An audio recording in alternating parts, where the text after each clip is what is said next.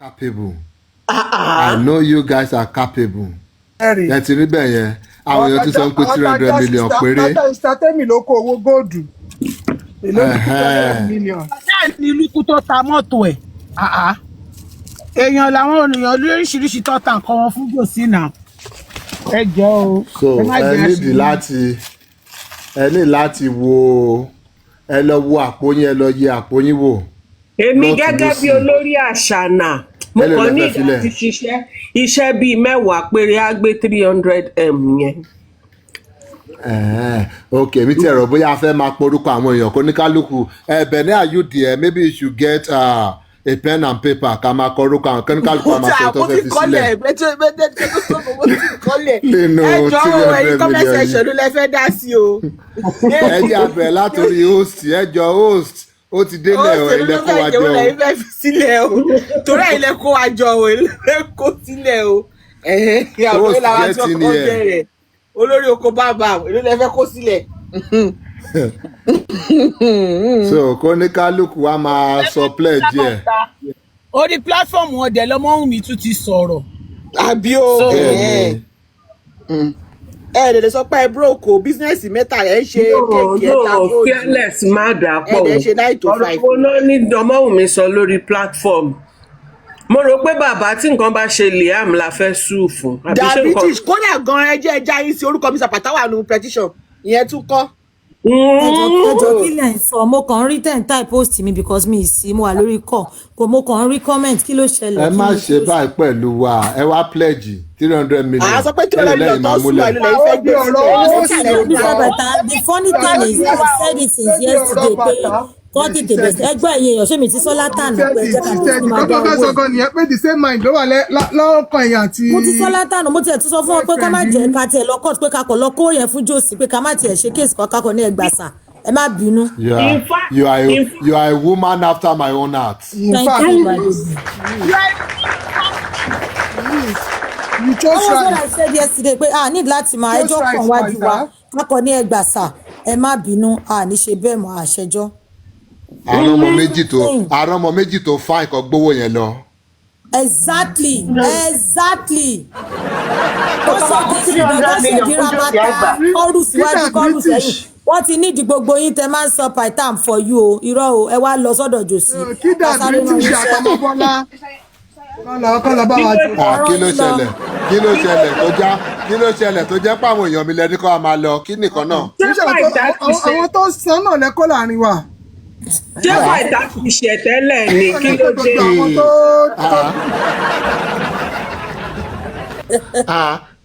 Kí lè bá mi fà kí ló ṣẹlẹ̀ pẹ̀lú mọ́mí títí láyọ̀ bẹ́ẹ̀ sọ pé káwọn ọmọ Bọ́lá máa lọ.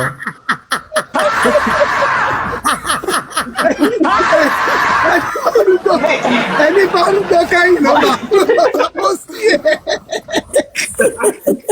Ẹni sùúrù ṣe àrí ẹsẹ̀ mi lè filẹ̀ ṣe àti rí new picture dúkìá lásán kò tẹ̀ ní ìdìkà fún jòsì lówó ẹ ṣàfihàn ní jòsì ní dúkìá. Irọ́ ẹ má dé àwọn nígbà tẹ́ ẹ ń fọwọ́ fẹ̀mí mi ṣeré ni kí ni mo nǹkan tẹ́ ẹ ń ṣe yìí náà.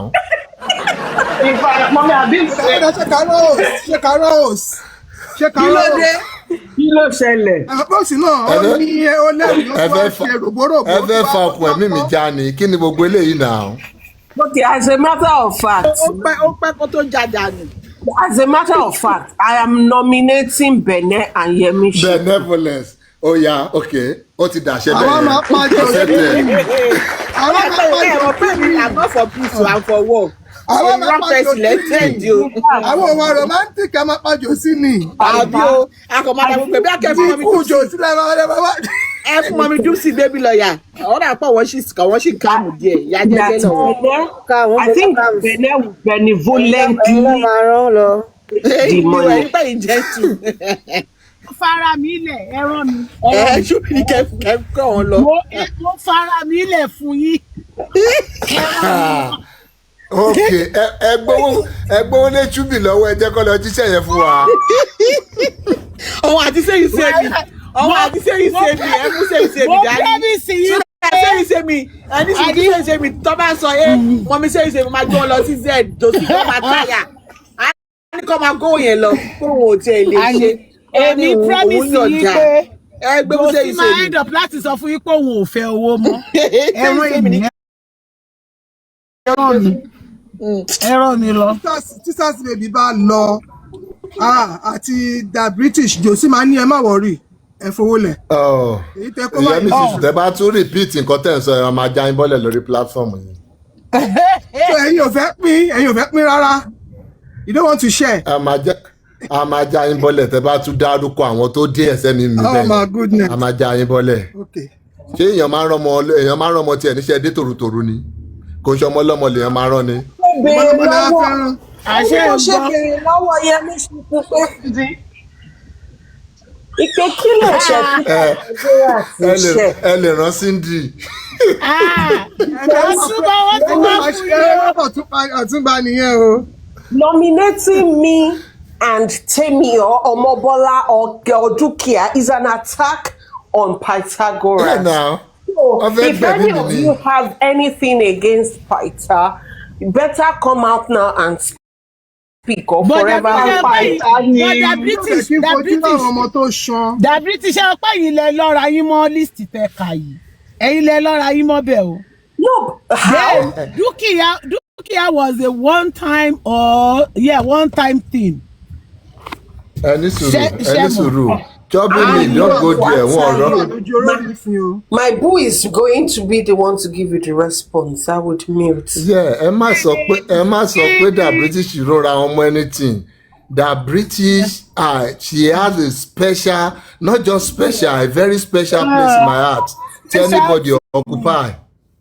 So mo nǹkan tẹ̀ ń sọ yẹn. So don't even go there. Ẹ jọ̀ọ́ ti mú suggestion kan wá. Bó ṣe jẹ́ mi. Kàrán Candy àtàwọn ọ̀rẹ́ ẹ̀ ni Candy Jumi àti Mide bóyá kọ́ tiẹ̀ lọ ṣiṣẹ́ yẹn wàhálà lọ máa ń kó wá sí platform bóyá tá a bá tiẹ̀ fi wọ́n ṣètùtù eléyìí.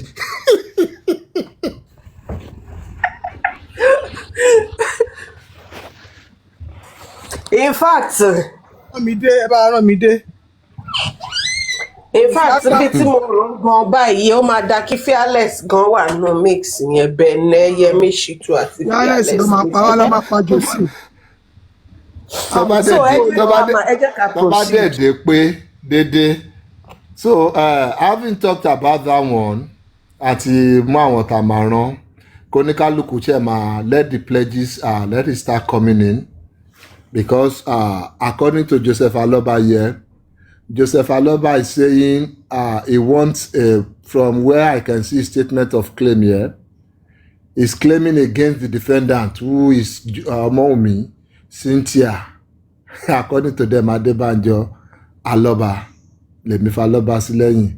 They want the sum of 300 million naira as punitive, aggravated, and exemplary damages for the malicious and defamatory publications made against the claimants.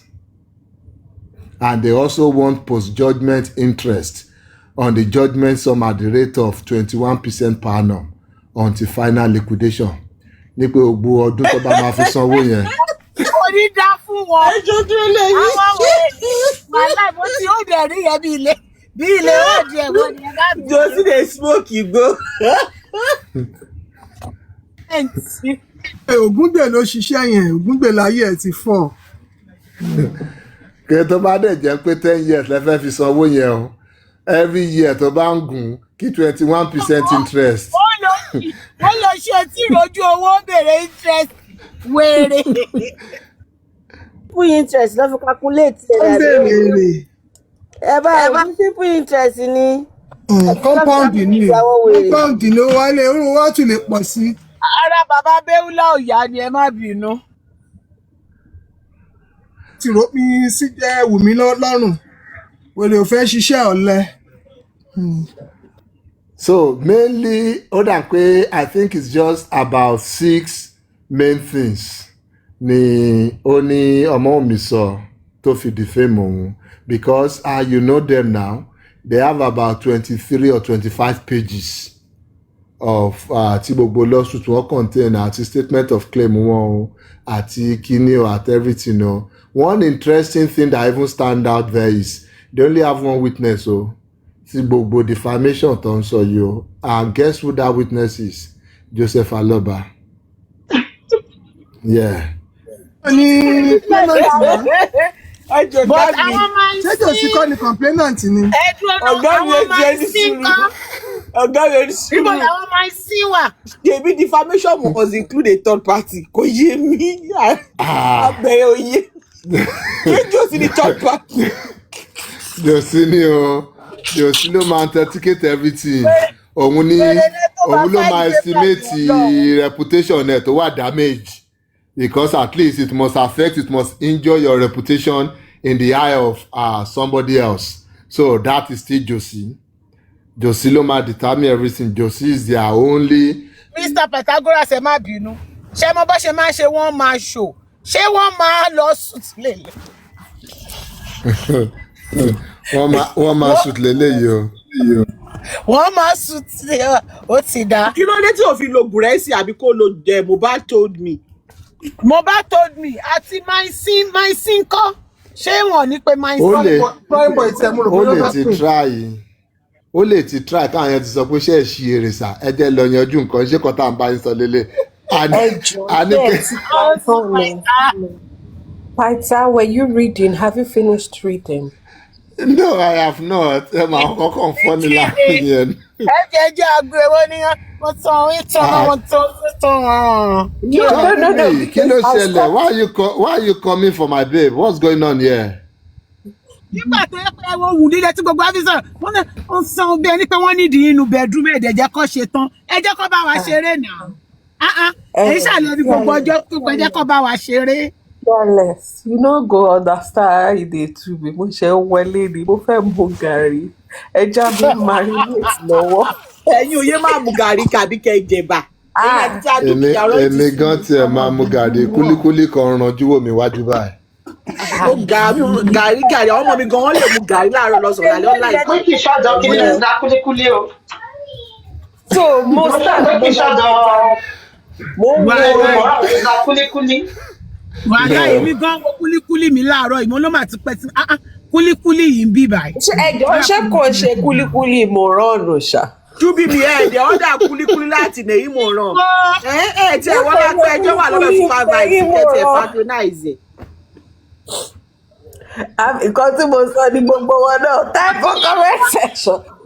Kò sí lára wa. Gàrí mà ló pàyà làgàtà lóde. Supervise ti lè lọ bọ́ ọmọ yẹn kò mójú kò mọ̀ láti padà lọ síbẹ̀.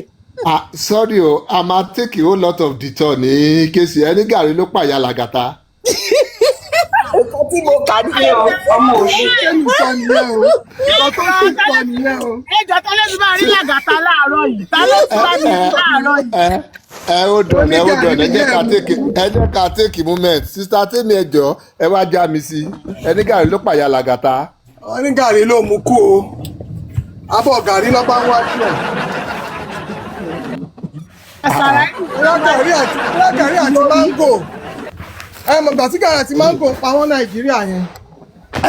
Ìyá ẹ̀ lọ mu máńgò lé gàrí. Ìyá ọ̀rọ̀ ńlá ni gàrí dá o. Actually kúlíkúlí tí na ìmọ̀ràn sẹ́ndì sí wọn náà wà ń bẹ wà lẹ́gbẹ̀ẹ́ nínú abọ́. Níbi tó kú sí. I'm telling you ojú ìyá yẹn yọ kọ̀ǹtọ̀kọ̀ǹtọ̀ báyìí ni lójú ọpọlọ. Ikú tí àyẹn justice for ìyá làkàtà. Ọlọ́run ikú gbóná ni olórí burúkú ẹ̀ ò tọ́jú ìyá yẹn ebi ló padà pàyà yẹn awọ́rọ́kọ́ ló mú ìyá yẹn ló bá lọ́rùn mọ́lẹ̀ ibi tó ti sáré struggle tó gbé gàrí síwájú bá ibẹ̀ làṣàràìlú dé.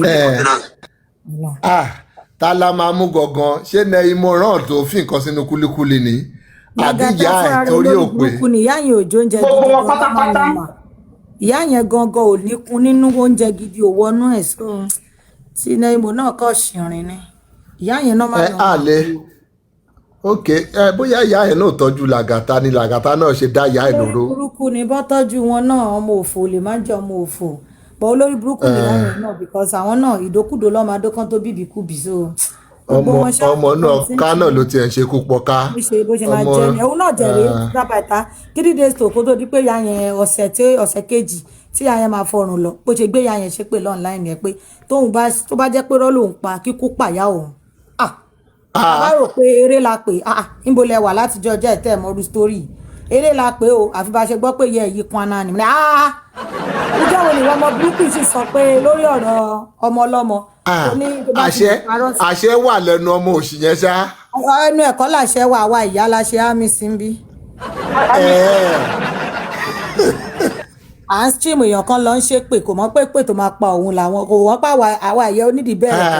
kò mọ̀ pé yìí kọjá kò mọ̀ pé kọjá táìmù yẹn. wọ́n bá ti fúnra wọn lépè bẹ́ẹ̀ wọ́n ní comment section wẹ́n máa rí àṣẹ. àwọn bíbú ètò lè ṣe pé mọ́ láì báyìí.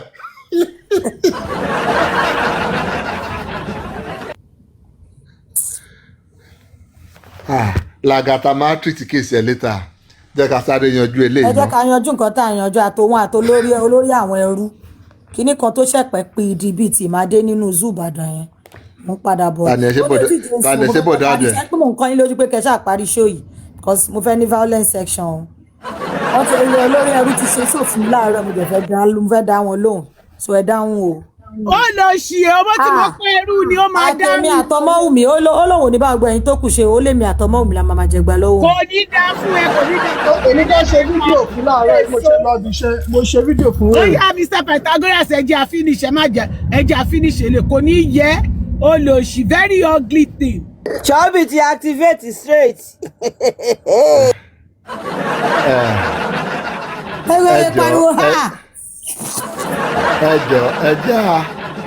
ẹ jẹ́ àparí ṣó yìí kẹ́dẹ̀ tó bẹ̀rẹ̀ ṣó lórí ẹbí ẹ sọ fáwọn èèyàn pé téèyàn bá kú mọ́ yín lọ́wọ́ online ẹ̀yin lẹ́wà responsible. kí ló ṣẹlẹ̀? Ọlọ́run, to be honest, because Latigo look okay, agiri Latigo sọ̀rọ̀. That guy is ó lè sí láàárọ̀ èmi mọ́ kọ́ dé FYP ẹ̀ ó ń jẹ́ olóṣèlú parí rẹ̀ lóye káyì rẹ̀ èmi ò tí a mọ̀ pé mi ló fẹ́ wá ṣe ṣòfò mo bá tún dé bí pé èmi èèyàn pé báwo lè ṣe máa wo ojú mi báyìí ṣé tẹ bá ń stream ṣe máa ń da nǹkan bo ojú ẹ̀ ní bá wá ṣùgbọ́n nǹkan sí mi ò lè stand ẹ̀.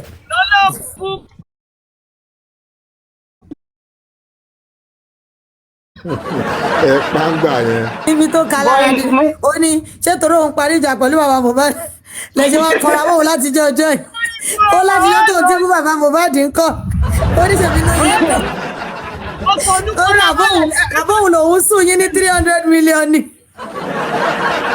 wọ́n kọra mọ́ òun. But I need the fresh òkú. Mr. Python yẹ. Ẹni sùúrù, I need the fresh òkú fún research so láti náà máa wà okay. Ẹni bó ṣe á máa wà láti wo wàá jẹ́ mo yóò yà. Ẹ continue Mr. Python. Ok, ẹ máa mọ̀ gbà tẹ́ máa ṣe ṣe. ẹ máa lọ sọ́ọ̀sì ni. Irọ́ o, a lè lo láti fún o. Àárín ẹ máa bọ́ ṣe sọ Osama bin Laden nù nígbà tó pa. Bọ́ ṣe máa ṣe fún láti nìyẹn. Ẹ lè sin láti níbo ẹ lè fi ṣe anything. Àléyàn ugly. Àwọn tó wà sọ̀rọ̀ àti ìbọn ẹ jẹ́ kí Python parí show wọn o. Python ẹjọ́ ẹ parí show yìí ẹjọ́. Tẹ́ bá ní kẹ́ wọ́n Lagata àti kíní sẹ́nu lé ní báyìí. Ọmọ 3 platform wọn níjẹ́ ẹ̀sìn mi o. Wọ́n ti wá láti fi pẹ́ o. Ẹ jẹ́ kí n lo táìmù mi o dáadáa nítorí a máa pẹ́ lórí eléyìí náà nítorí èmi náà ṣe ń rí gbogbo nǹkan tí Joseph Aloba fáìlì yìí ni ó dẹ̀ wà láfẹ́bù gan. Ẹ bá mi rẹ́rìn. Let's start with the statement on notes. Ẹ̀dẹ̀rẹ́rẹ́ yìí èèyàn wọ́n ní kẹ́ bá wọn rẹ́rìn ẹ̀dẹ̀rẹ́rìn. Why are you doing that? So, claimant's witness statement on oath.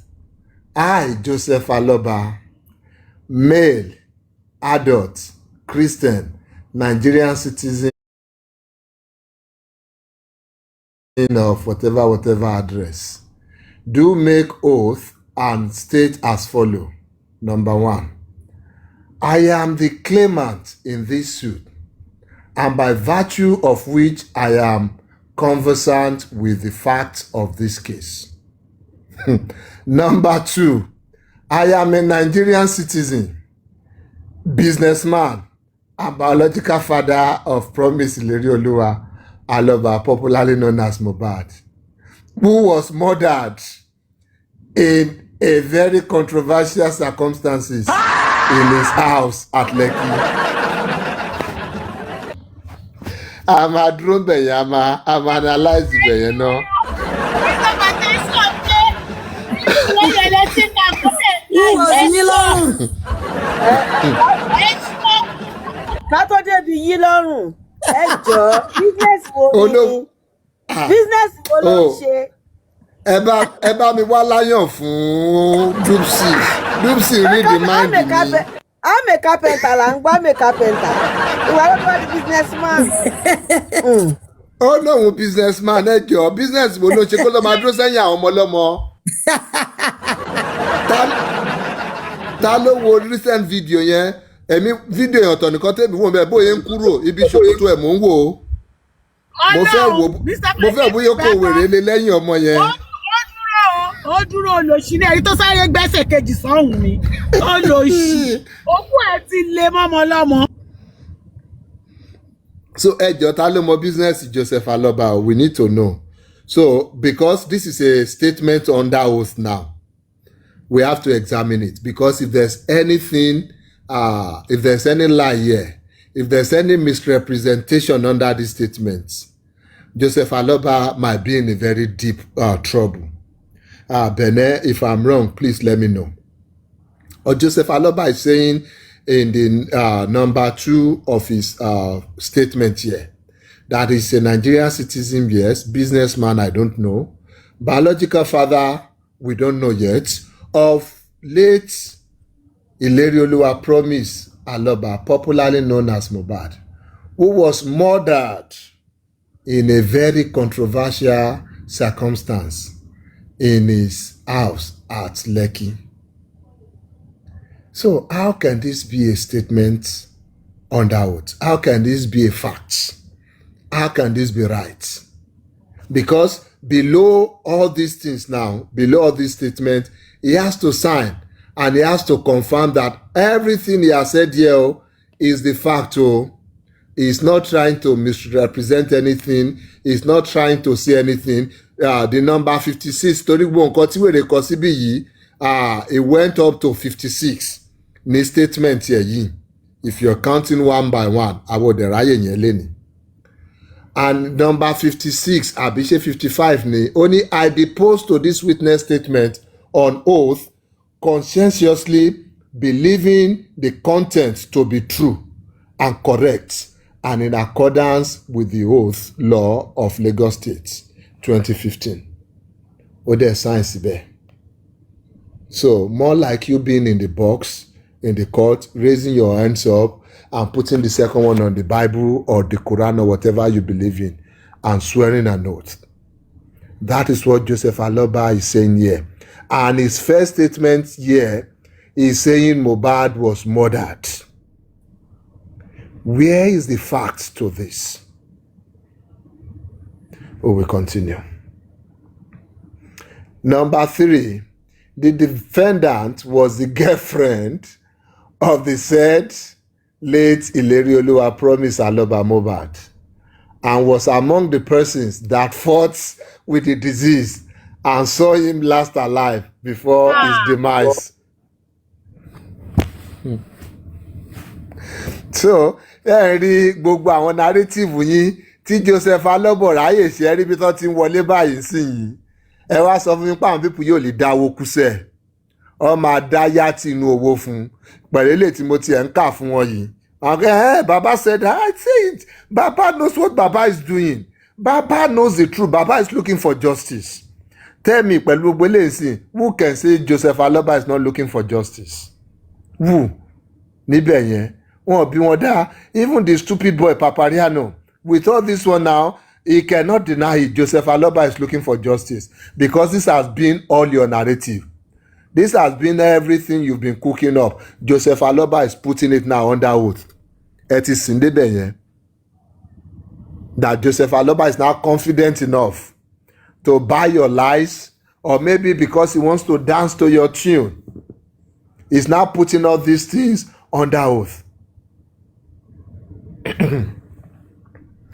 Good for you. Good for Joseph Aloba. At least everybody gets to smile on this one now. Àwa rẹ́rìn bí yìí pé this is stupid, this is laughable. Inú ẹ̀yin ń dùn lọ́hùn pé yes, Baba is now ready, Baba is now looking for justice. And Joseph Aloba náà rẹ́rìn pé donation is coming in. My people are back on my side. Money is coming in for me. So at least gbogbo wa left and right, we are all happy. And this is what we want. One big happy family. Abẹ́ màrọ́ lọ́hùn. Number 4. I state that before the defendant's defamatory publications complained of in this suit. Number 4 again. I state that before the defendant's defamatory publications contained in this suit, I enjoyed immense public goodwill, respect, honor, and dignity amongst members of the public, family members, friends, associates, and the entertainment community in Nigeria and beyond. Sister Temi, it's your mute, yo. Sister Temi.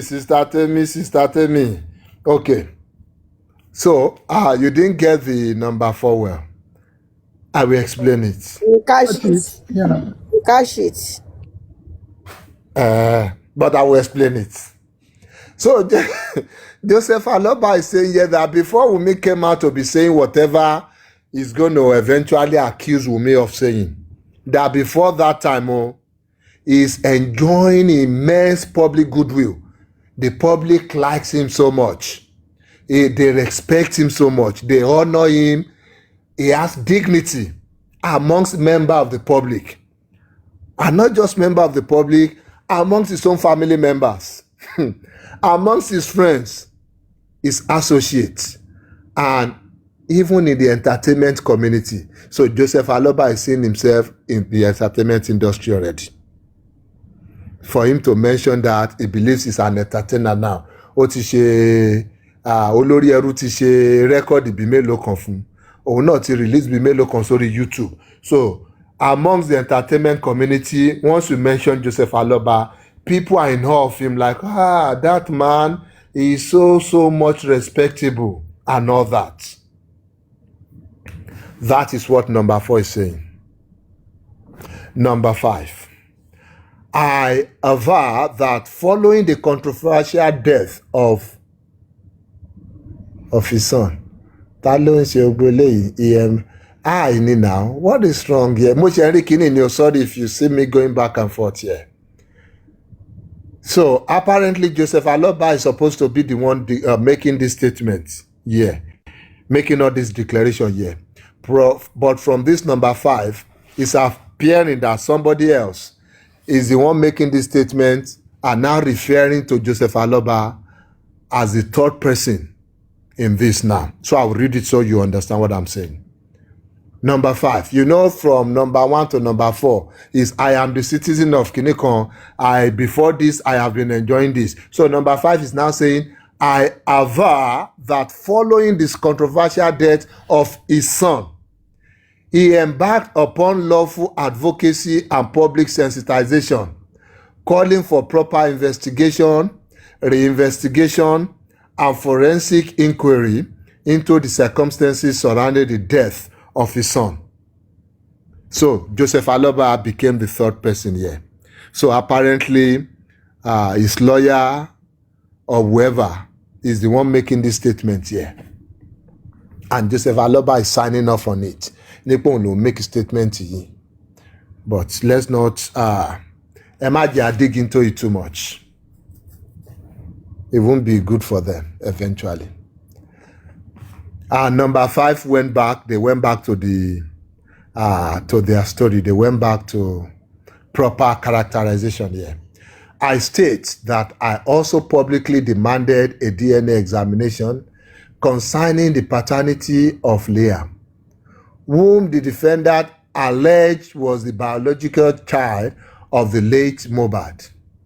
with a view of ensuring transparency and eliminating every suspicious and criminal motive relating to the tragic death of my son. That the defendant became uncomfortable with my insistence on transparency, reinvestigation, and DNA examination, and consequently embarked upon a campaign of calumny, falsehood, and character assassination against me.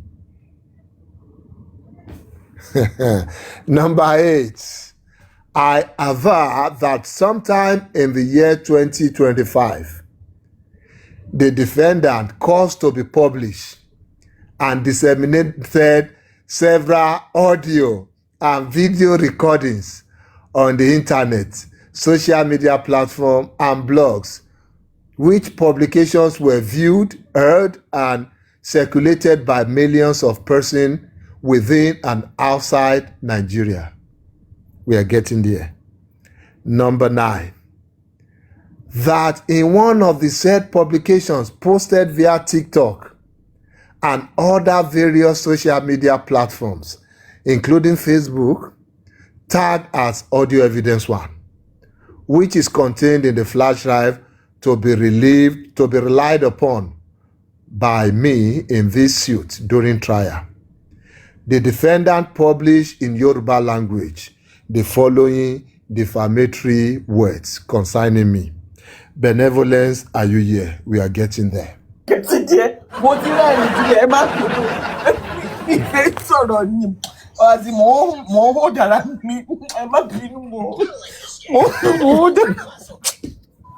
Okay, continue. So, don't forget, Ediele Musawo Sinyo, Olohun Avra, Omusu Eniyan, Nipe Nigba kan in 2025, that the defender, which is Omomi, caused to be published, meaning he was the one, she was the one. He can prove that Omomi caused the publication. Omomi directed, even if she didn't do it herself. She made some people do the publication. She gave them the reason to do it. She gave them the details and the dissemination of several audios and videos and recording on the internet. And in one of these things, what happened is this in Yoruba. Hello, Baba, Siti Alonsoro. Tiku Bakpalia.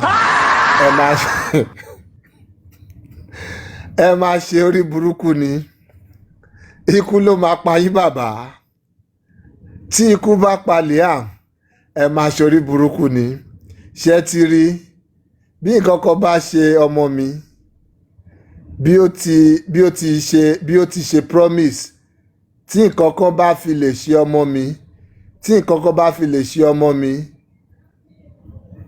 mi tí ẹ ní ọ̀gá tí ọkọ bá fi lè ṣe ọmọ mi ẹ ní kúre bàbá, tí ọkọ bá fi lè ṣe Liam, mò ń sọ fún yín o, mò ń wò láti ọjọ́ yìí. Mò ń wò láti ọjọ́ yìí. Mr. Pythagoras, ẹ má bínú. Ẹ sọ pé affidavit ẹ gbogbo lélẹ̀. Òun lélẹ̀ yóò mò ń kà o. Ó lè pé bí àfikún àná wọ́n sẹ́ǹsì yín o. Ẹ wò ó. Ẹ jẹ́ kí n pàdé lẹ̀ o. Kò gbọ́dọ̀ jẹ́ lè lọ fáìlì. Tẹ́lẹ̀ Josi tí wọ́n bá padà lẹ́yìn ẹ̀ pẹ̀lú kò gbọ́dọ̀ jẹ́ bẹ́ẹ̀ sẹ́. Kò gbọ́dọ̀ jẹ́ bẹ́ẹ̀. Kò gbọ́dọ̀ jẹ́ bẹ́ẹ̀. Nǹkan tó fẹ́ kó sùn nílé lórí nìyẹn. Tẹ bá rántí pé Aries first petition. Òun ni ká tún lọ fún few minutes break ìta tó lọ ṣe ní. Wọ́n lè padà lẹ́yìn rẹ̀ o.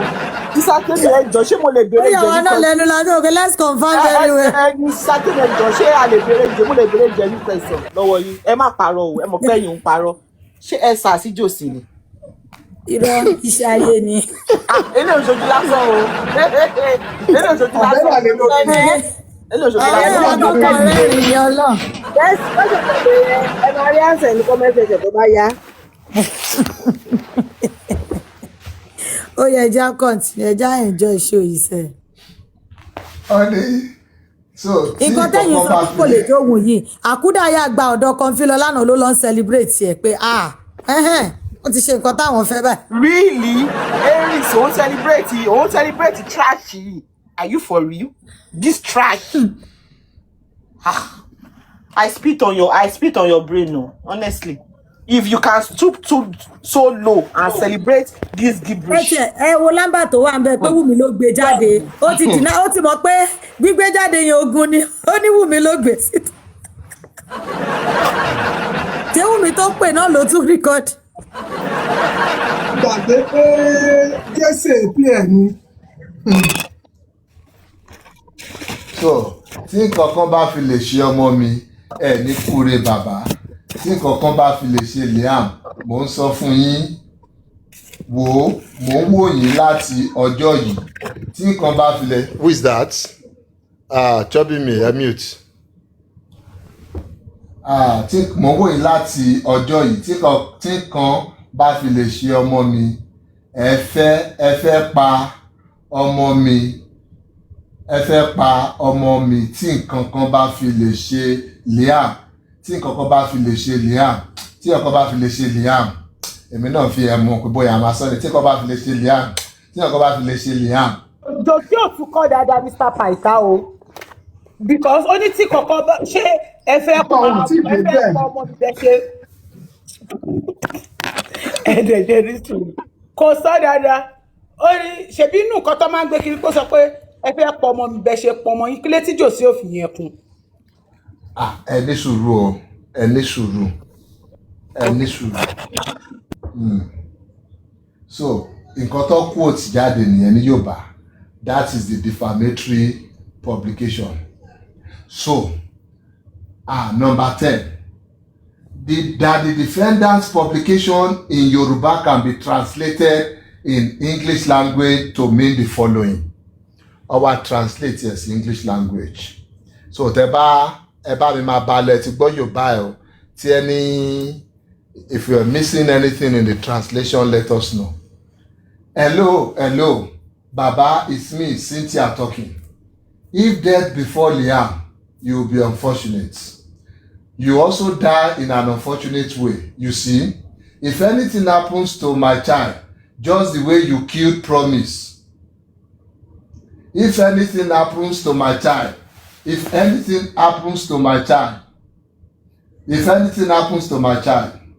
will not die well. Baba, if anything happens to my son Liam, I'm telling you now, I have kept mute all these days. If anything happens to my child, you want to kill my child. If anything happens to Liam, wọ́n lẹ́ni tó kọ kí ní ìgbọ̀ngàn náà ṣó ń kọ gbogbo nǹkan tẹ̀ sọ yìí Mr. Paita abẹ́ ilẹ̀kùn ń kà bẹ́ẹ̀. Nǹkan tó kọ síbẹ̀ nìyẹn o. Escapade, you want to say something? Kẹ́nìbọ̀dì má mú bébì tèmi sọ́wọ́ o ẹ lọ mú lọ́ọ̀yà yín sọ́wọ́ o wọ́n ka nǹkan tó kọ ní o. Ẹ wá kà á lọ. Entertainment said that he said the thing he said the thing is going viral online. But who put it out? Ṣé Wùmí ló gbé síta? Ó ní Wùmí ní sẹ́. Ó ní Wùmí ló gbé síta. Ó ló gbé síta. Báyọ̀ ló máa rán màá yìí lẹ́wọ̀n last. Ọlọ́gbọ́n. But Mr. Pythagoras èmi ò tí ì bìlí pé kan tó kọ leléyìí o bí wọ́n kàn dísáìtì ni. Bí wọ́n kàn gbélé síta. Ẹ̀yin lè fara kó skibo. Bí original one cut. Bí wọ́n kàn fi lè camouflage ni. Báyọ̀ kò lè dáa fún ẹ tó bá wá confam pò tọ́ nìkan tí mò ń kà yìí o.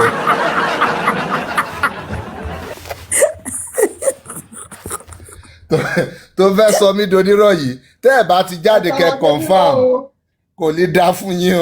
Pythagoras kì í parọ́ o kó má sọ donírọ̀ o wáyà confam o. So you can see the translation níbẹ̀ yẹn gan alone. Níbo ni ó ti sọ pé the way you killed Promise Aloba, the way you killed Promise, ẹ ti gbọ́ Yorùbá tó sọ tí nǹkan bá fi lè ṣe Liam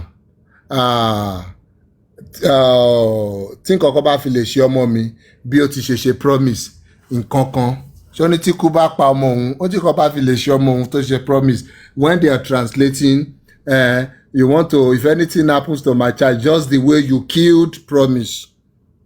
So you can see that imputation there. So that's for that. So that you see the case tó ń gbé wọlé o. Kẹ́ bá lè máa wo case tó lọ ná 2 million lé lórí láti 5. ṣé ẹ believe pé wọ́n gbé kéèsì lọ sí court?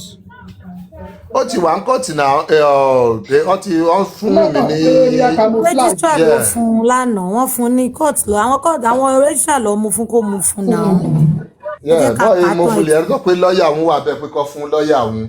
So want to believe it's filed already, and of course they would have paid the fees, and that's why I was saying from the beginning in the morning, these people are just desperate, they are stupid, and they are empty. If you are paying close to 2 million in filing fees to file this kind of stupid defamation suit, you see how desperate these people are. Okay, so that's their interpretation. Number 11. That the natural and ordinary meaning of the said words, that's our words articles, okay, yeah, was and is that I murdered my biological son, Mobile, and I'm equally planning to murder Liam, the child of the defendants. So that is the interpretation, Tomujade, which is defamatory to him. Number 12. That the legal innuendo arising from the said publication was that I am a murderer, criminally inclined, wicked, dangerous, callous, and capable of killing members of my own family for ulterior motives. I didn't masterly analyze it then. Even if I don't want to call you a murderer because it's not been proven yet, I can say you are criminally inclined, Joseph Aloba.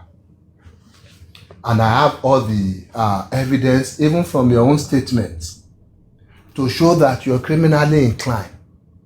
If you want to go, for example, you buried your son. You already buried him. If not, if I don't even have any example at all, that you buried him as against the law of Lagos State, that you cannot bury somebody in a living environment without getting the consent of the governor. That is a criminal inclination. It shows you're criminally inclined. So let me add, they donated money for him in a GoFundMe. He said he was going to do DNA out of it. He was going to do phone forensic from it. And he never did phone forensic. He came back to the public to collect another money for DNA. So Josie, you are a criminal. So I don't know why you are refusing that badge of honor. You are a criminal. You practically duped the public. You collected the hard-earned money. You promised to do different things. You will do this, you will do that, and you refuse to do it. You are only Connie. Let me speak Yoruba. Tori ole magbo. Ole niye now. And kilo bomoje ole lo bomoje. So if they say ole niye, because until this very day you refuse to do accountability for that money that the public donated to that NGO that you spearheaded. So don't come and give me that crap. O lakunle kan, àwọn èèyàn wá da you o lakunle kan, get the F out of here, Joe. Ẹ power tap Joe. Bernard, the burial go for it. Part of it too. The Ori burial is part of it now. The Ori burial is part of it. So the other thing there that you are trying to deny is that they said you are wicked. What is the definition of wickedness? Anything that you do that doesn't look at the other person with some kind of sympathy, that puts the other person in harm's way, is wicked. Is wickedness. Those are wicked acts. If you open a platform and you sit on the platform and a child, a minor, is being dragged, is being characterized, is being called all sorts of names, you are wicked, Joseph Aloba. So why are you pained? Why are you angry? Why are you saying you are not wicked? Because you are saying here now that the legal innuendo here is that you are criminally inclined, you are wicked. Yes, you are. You are, and there are evidence. There are testimonies. There are interviews to back all these things up. That you are dangerous. You are callous. You are callous. You are dangerous. And all these things for ulterior motives. Also now, all these things sum up together shows how dangerous you are.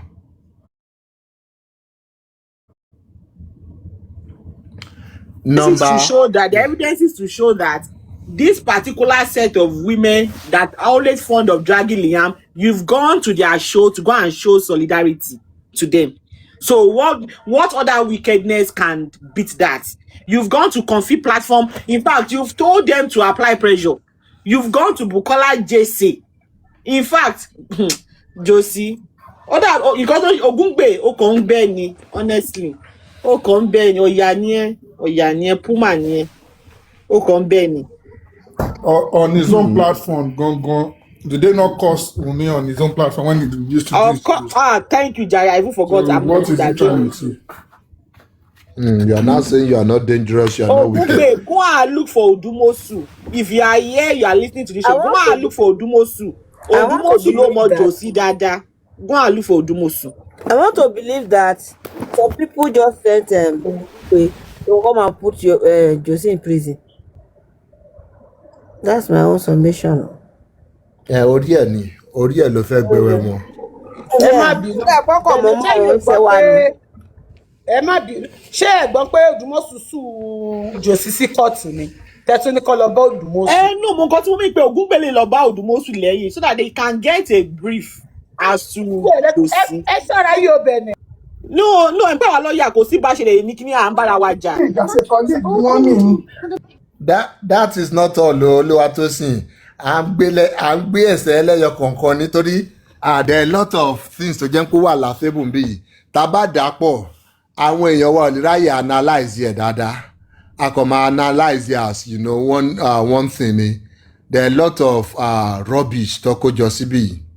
So number 13 is saying that the said publication was false, malicious, reckless, and deliberately calculated to expose me to public hatred, ridicule, contempt, and opprobrium before right-thinking members of society.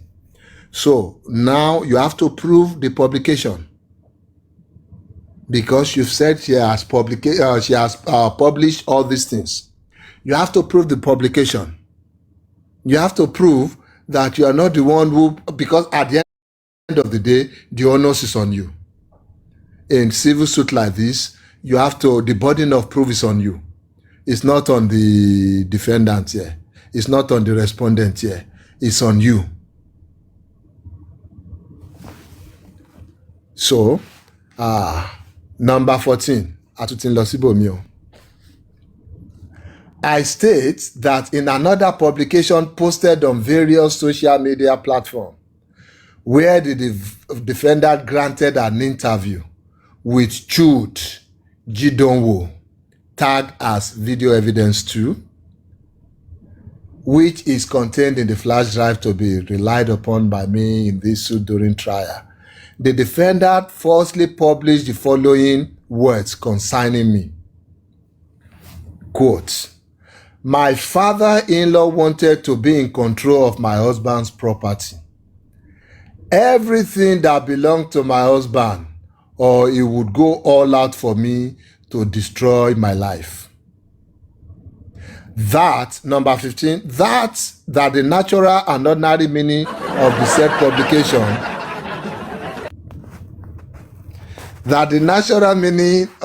publication, was and is that I am greedy, yes, oppressive and manipulative man who sought to unlawfully hijack and confiscate the properties of my late son. Ẹ jẹ́ ká sọ̀rọ̀ ń pa ẹ̀. Josephine fi òyìnbó pé rẹ̀ ló lè báyìí. Ẹ jọ̀ọ́ má bínú ọ̀gá mi.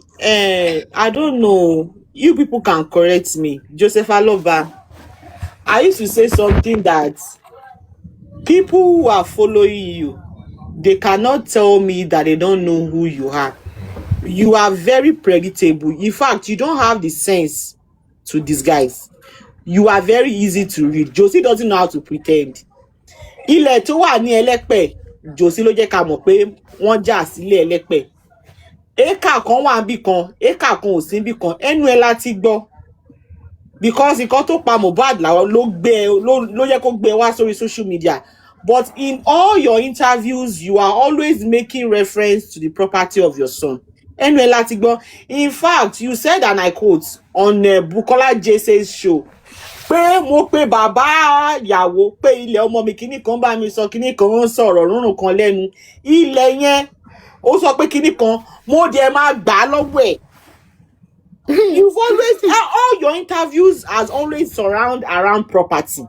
In fact, kíní tó lọ sí probate tó lọ sí tó ń sunkún kiri, it's still about property. So I don't understand. Kò yé mi o. Ẹ máa gbà bí kẹ́yìn fans. Kò yé mi o. I don't know. Kò yé mi. That's why I don't know. Oh, 13 piece me off. I don't know, Sha. Because what the hell is this? Kí ni gbogbo rádaràda? Because I don't think you know, or maybe your lawyer knows. In fact, the key defense to any defamation is truth, or you call it justification. That is a very simple, easy, the first and the most dependable defense for any defamation. If it is the truth, if you can give justification for it. There are justifications to this. You have to go and look at the timeline. When did she grant the interview with Chude? That was after you went on your own media rounds. You've called out sort of names.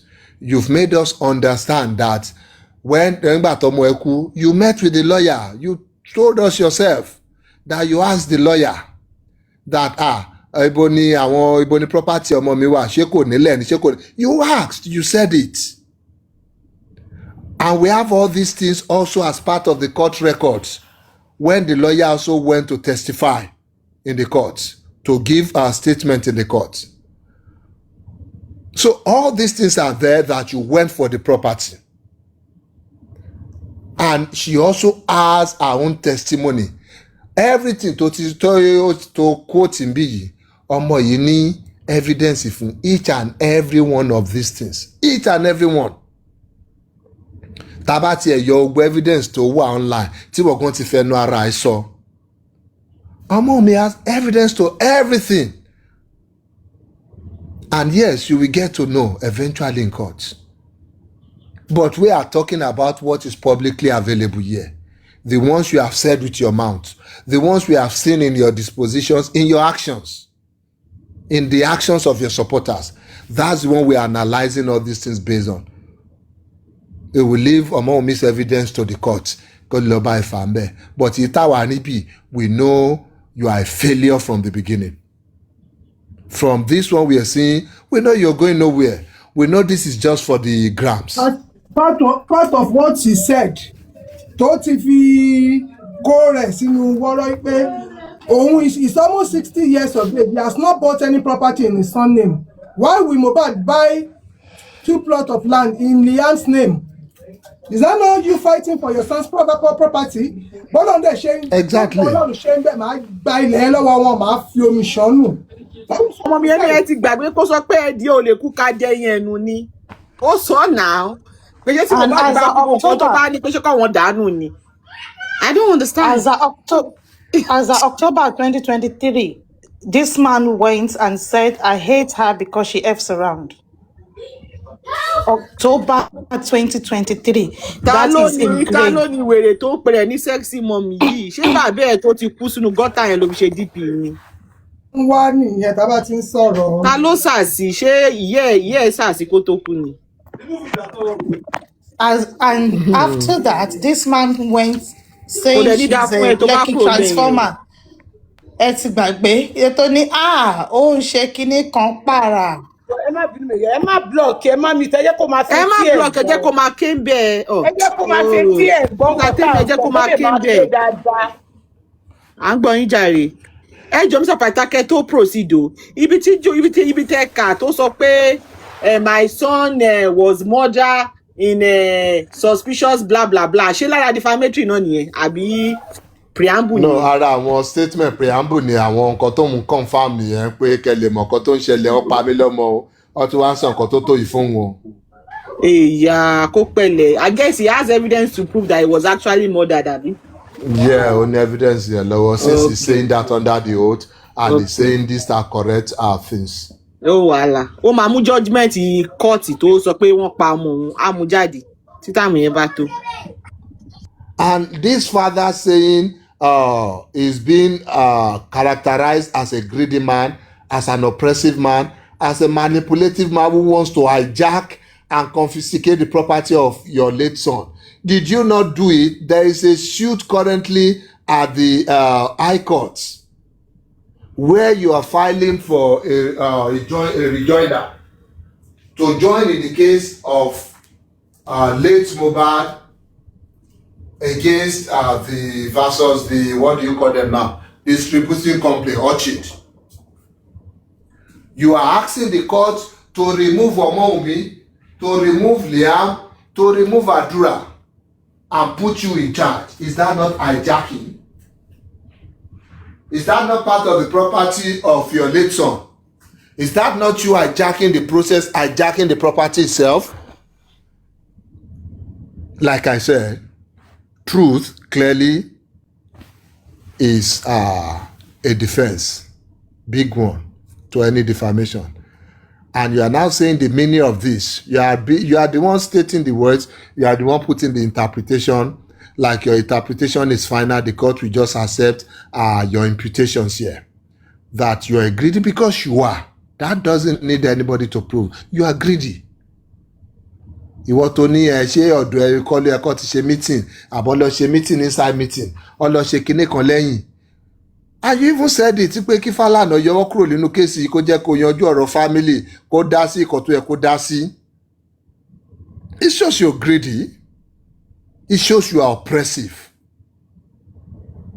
And it shows you're manipulative. But let's leave that. Number 16. Also, that the legal innuendo conveyed by the said publication was and is that I was exploiting the death of my son for pecuniary gains, yes, and was threatening to destroy the defendant's life unless she surrendered properties belonging to the late Mohbad. Yes, you did. Because I believe she said it in an interview somewhere that you called her. You called her father. Which that will be part of her witness eventually. Pé tí nǹkan bá tọmọ yóò bá fẹ́ tí nǹkan bá yóò bá fẹ́ ṣe tí yóò bá fẹ́ kóhun jáde fún gbogbo nǹkan tó bá wà lọ́wọ́ ẹ̀ kókó sílẹ̀. Ìyábọ̀ Òjó even said it on Daddy Freeze show that was why she hands off because ìgbà tó ń rò pé kí ni ó ń jájà ilẹ̀ tí bàbá dẹ̀ ọ̀rọ̀ dẹ̀ ń sọ ọ̀rọ̀ kú ó ń gbẹ́nu lọ́rọ̀ property lọ́wọ́ pé eléyìí ti kọjá kíní o I think this is more of family scuff o she decided to hands off.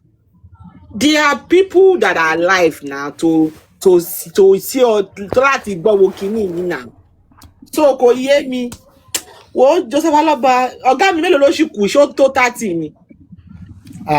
56 ni o. Ìgbàlá máa kúrò bí báyìí èmi máa fi yín lẹ́ẹ̀rọ kí lẹ̀ ń kà because nǹkan tó yẹ kó sọ ní page 1 ó dẹ̀ wá pín kélekèle kí ni gbogbo eléyìí. Ó pín kélekèle ni o ẹ jẹ́ a lọ sí di but gbogbo evidence àti gbogbo assertion there really they are just 6 in numbers ó kàn ń pín wọn kélekèle ni.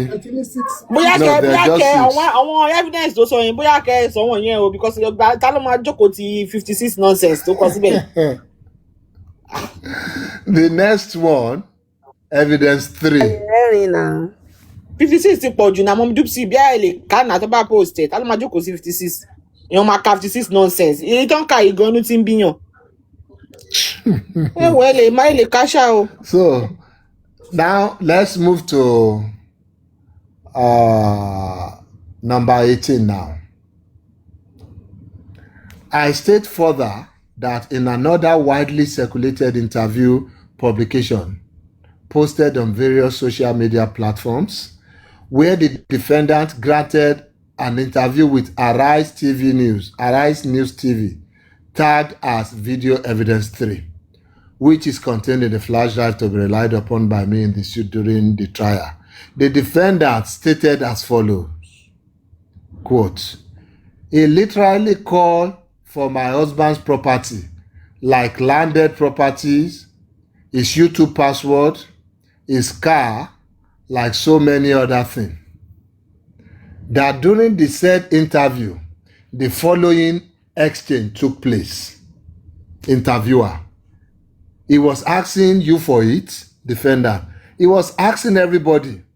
He was actually calling everybody to ask." Interviewer: "Why didn't he call you?" Defendant: "He did not call me." Number 20.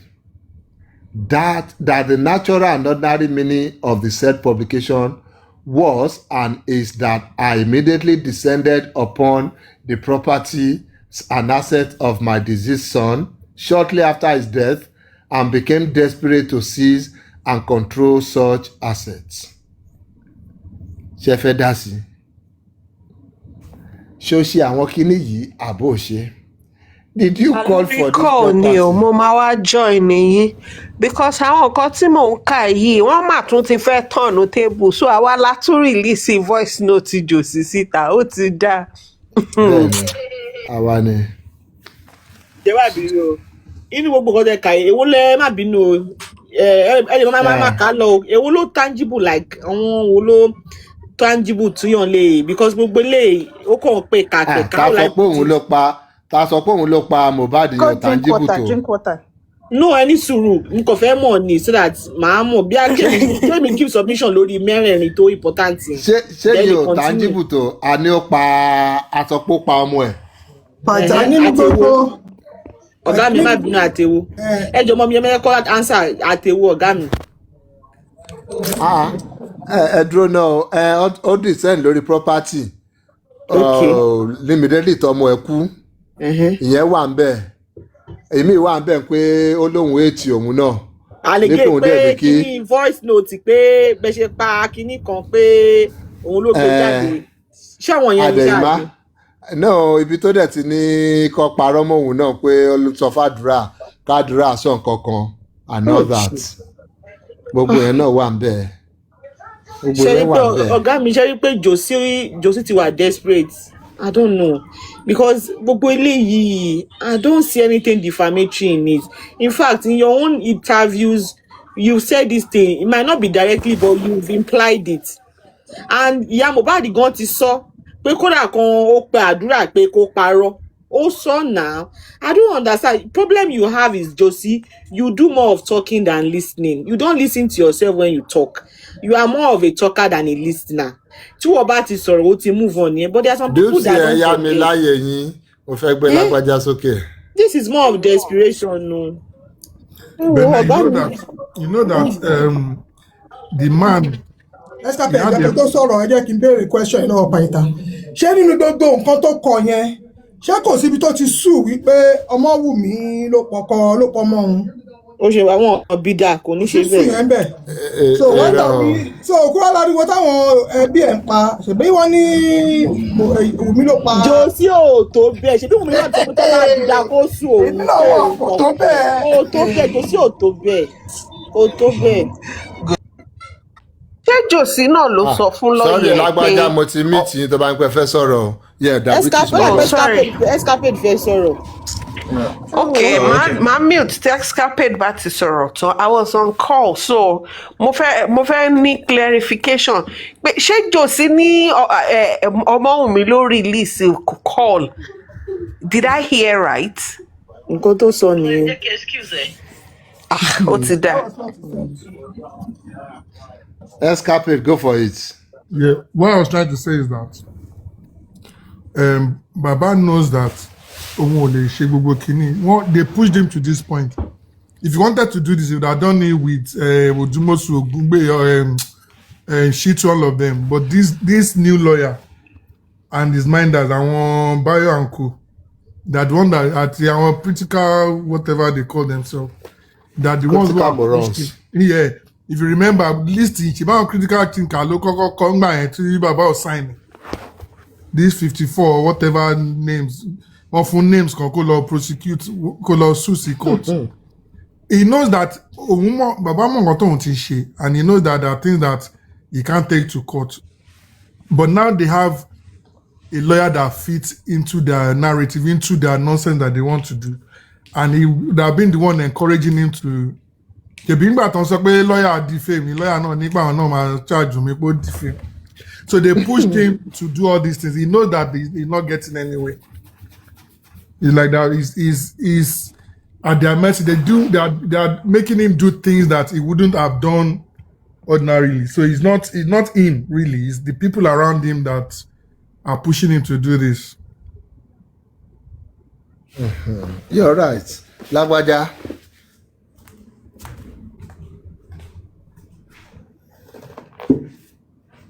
Just give me 2 minutes. I'll join now. Okay. Well, Lagbaja, during his 2 minutes come, Ejo.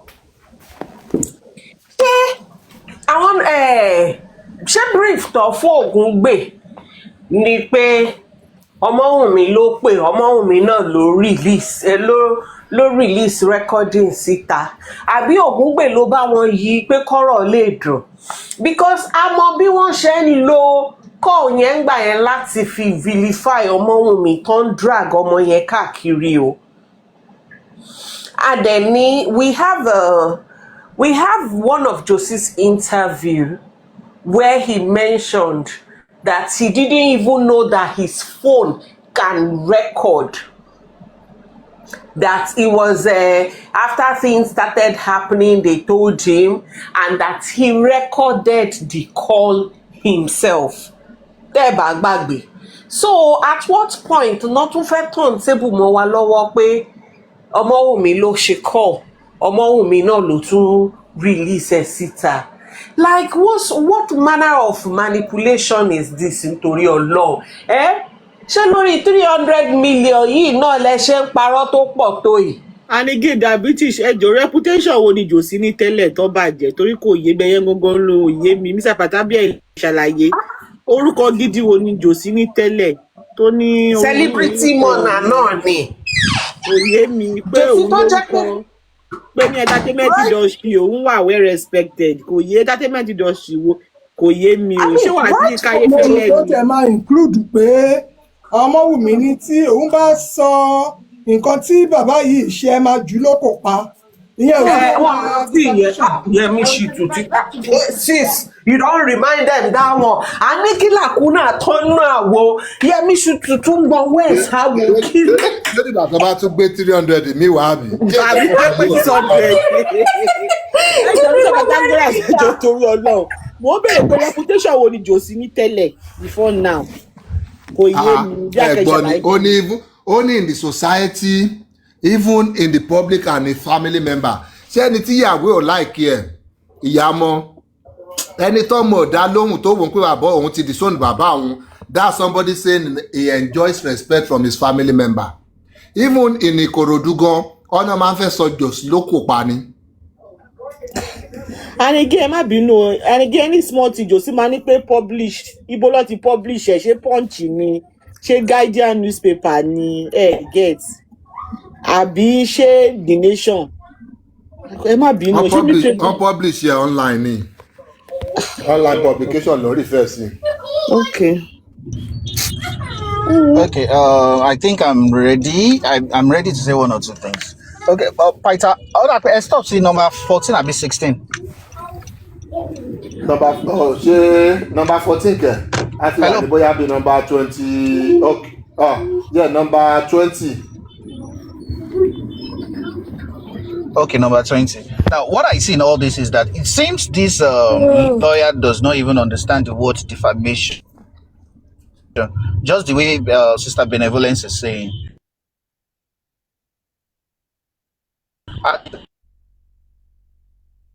Àwọn Lágbájá ọ̀gá mi fi yín lẹ̀ o ṣẹ́gbọ́ tó bá rí bákan náà màá bá rẹ́kọ́ọ̀dì yẹn ṣẹ́gbọ́ ó dàárọ̀ o.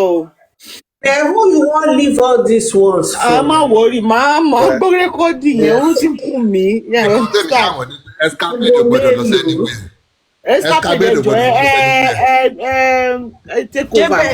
Ṣé bẹ́ẹ̀ ni lórúkọ náà good night o any record yẹn ẹ̀jẹ̀ ni ó burú o. Torí Escapade bá fi lè drop then gbogbo fears wa. ẹ kọ́kọ́ máa jáde fún yín náà la pé ẹ mọ̀ kó òótọ́ lẹ ṣe sá lọ. No, nǹkan tó bá wọ́n sọ. Ṣé bẹ́ẹ̀ ni lórúkọ lálẹ́? No, kò ṣe bẹ́ẹ̀. The thing is I was expecting so much and ẹ mọ̀ tẹ́ bá. Stay there and just keep quiet. When you are expecting so much and you are ọ̀tọ̀ nìkan tẹ́ bá ó máa jẹ́ kẹ́ wí. Gbogbo yẹn ọkàn mi tí ìbáṣà àti gbóhùn Escapade mọ̀ ibi tẹ́mi ti ní jù nìyẹn. Yín ò kàn yín o tẹ́ ẹ bá gbóhùn yín ò kàn yín o. Àìsàn kò yé mi kan. Okay, Labo. Why are you trying to lump Benin with Escapade now? I said that Escapade is my crush. Why are you lumping Escapade? Dàbí ti ṣe yóò bá ìdí sọ tinú yín ara yín ò balẹ̀ o. Ẹ ti lọ já fún ìṣe Pythagoras. You don't know the story. Ẹ ti lọ fi wà jọ wọn. You don't know the story that British. If you know what happened today, you won't be saying this. Ẹ má jẹ́ kó parọ́ fún yín o dàbí tí ṣe gbọ́. Escapade ti jojú mi. Ẹ wo orúkọ tó wà ní comment section yẹn. Ben Escapade. Here you go. Ọ̀gá mi iye tó bá fún ẹ̀mí ẹ jẹ́ kí n mọ o. Ẹ máa wo Escapade náà ṣe ẹ máa Escapade ṣe ń blush. Jossy ẹ ti daṣòro. Jossy kan tí mo kàn máa sọ fún ẹ pé to be honest go and get better counsels people who are knowledgeable. Sorry, was my audio very bad? Can you hear me now? This is an embarrassment. Honestly, because to file embarrassment. Sorry about that. Well, okay, Ben, I know you. I said you've actually gotten to number 22 or so, and I believe like in such a suit, the most important ones should be the first 10 out of 56. The first 10 should be very strong ones that you think that yes, they are actually defamatory. And so far, I've been wondering, like, I was putting so much hope in this suit that I would have been saying, out of 300, though, maybe I'll drop a 5 or 10, or okay, go carry, I want to matamoto, okay, 300, but I'm surprised that this is the weight of and I think this guy has just been pushed. For the past 3 years, they've been telling you, and she was daring you to sue her, and this is the best you can come out with. And you are doing things that are, number one, your statements were not defamatory. There are no witnesses to these things you're saying. And the ones that we could even say, yes, okay, let's give this one a chance. Are you not even implying it? Do you know that the letter, the MOU that you signed with African TV, was actually signed by you before the first sitting of the Corona inquest?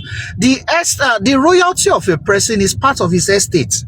So if Wunmi is actually even said that, oh, you after the properties, the royalties of Mohbad, what is it?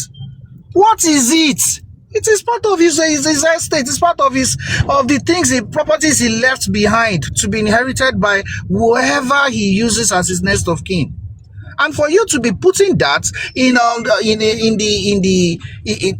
part of the MOU that the royalties of somebody will be conducted by an NGO signed by you, and you never took the family, the entirety of your family. It was just you and Blessing. You did not add Adura, you did not add Jamila Bikiloruko. My name is Kiloruko English name, you know.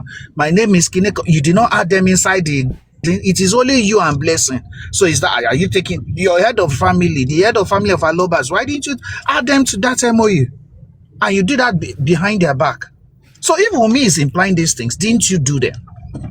Didn't you even open your mouth the second day Mohbad was Baba celebrity kò fún mi kíní BVN kò fún mi ẹ lọ wo BVN mi kò fún mi 500,000 gbàbẹ kọjá rí. These are statements that shows your intentions. So all these things, kíní kan 54, kíní kan is just quite laughable. I don't even think Pythag should finish everything because I was expecting something very tough. I was expecting you to give us something that we'll start racking our brains around and we'll be thinking of how we're going to solicit for funds. In fact, it's not the other way around. That no. We will still have to look for the phone, Lagbaja. Okay. But I can log the first. No, tá bá kà. Àwọn èèyàn máa ní wọn ò ká bí ìgbà ẹ jẹ́ ká kà. Èmi ò expect anything less. Látọ̀dọ̀ kí lè expect. Ṣé mo pé tẹ́ bá ta wà school gbà yín tó bá ní ká kọ essay. Ṣé mo pé major point wa la máa kọ́kọ́ sọ ní 1 to at least the first 2 or 3 paragraphs will be the. Bàbá. Táyé yín ò fẹ́ bàjẹ́. Cynthia ló pè é. Táyé yín ò fẹ́ bàjẹ́. Àwọn major points ẹ̀ nìyẹn. Major points. Something that is even out there that even it's a major blogger that even posted. You are saying it for me. Very laughable. Very laughable. So this is what. So this is the reason why it's calling for unity from all forms. That they have a very big thing to say. So this is why they are calling for the unity. This is just quite laughable, honestly. Yeah. Emma Sorin-Law, I've been listening, and Bene, you are a very brilliant person. The issue of the account general, I've thought about that. Like, this thing is beyond the police. Why should the police come for a mandamus or something when a case is already in court? Is it the police that is going to change the actions of a court? Well, let's just let me allow Pytha to go ahead. Let's continue reading the laughable suits. Yes, at least. Yeah, and people, let me use this opportunity to pass this information. All these videos you've been, our videos to teach you, at least you're hearing all these accusations now. I'm sure we have of course, we have personal evidence against all this, but also all these online videos involving Joseph Aloba saying some of these things or doing some of these things, for example, like MOU to Sample African TV, all those kind of things. Wherever you can find them, please, those you need to forward them to. Ejeko Konwalara no. Oma serve as secondary documentary evidence to one way or the other. Yeah. It's even one of our witness, because it was discussed on his platform. Yeah, please, Ejeko Konwalara. So, going to actually discuss here, going to number 22 now. Oh, okay. Because I think sometimes we try to look for the appropriate words to qualify Joseph Aloba, but sometimes we cannot find it, maybe because or we can't just find them. But in this suit now, I'm getting those words. He's giving me those words to qualify Gogom. So after all these conversations on News TV, whatever, Arise TV, he now said in number 21 that the legal innuendo arising from the said publication was and is that I am morally bankrupt. Yes, you are. Exploitative. Yes, you are. Greedy and primarily interested in inheriting and confiscating the wealth and digital asset of my late son. Yes, that is what it is. You've chosen the right words. You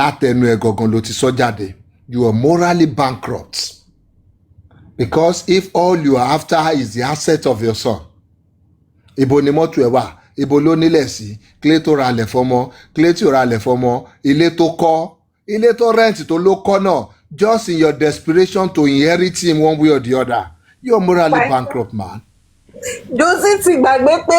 You know that this statement is part of the CTC. His own statements in the CTC that he was asking for where they're going to bury Mohbad, asking the lawyer for talk now before you come out the talk from my mouth. I was just is there in the CTC? You don't sweep from my mouth.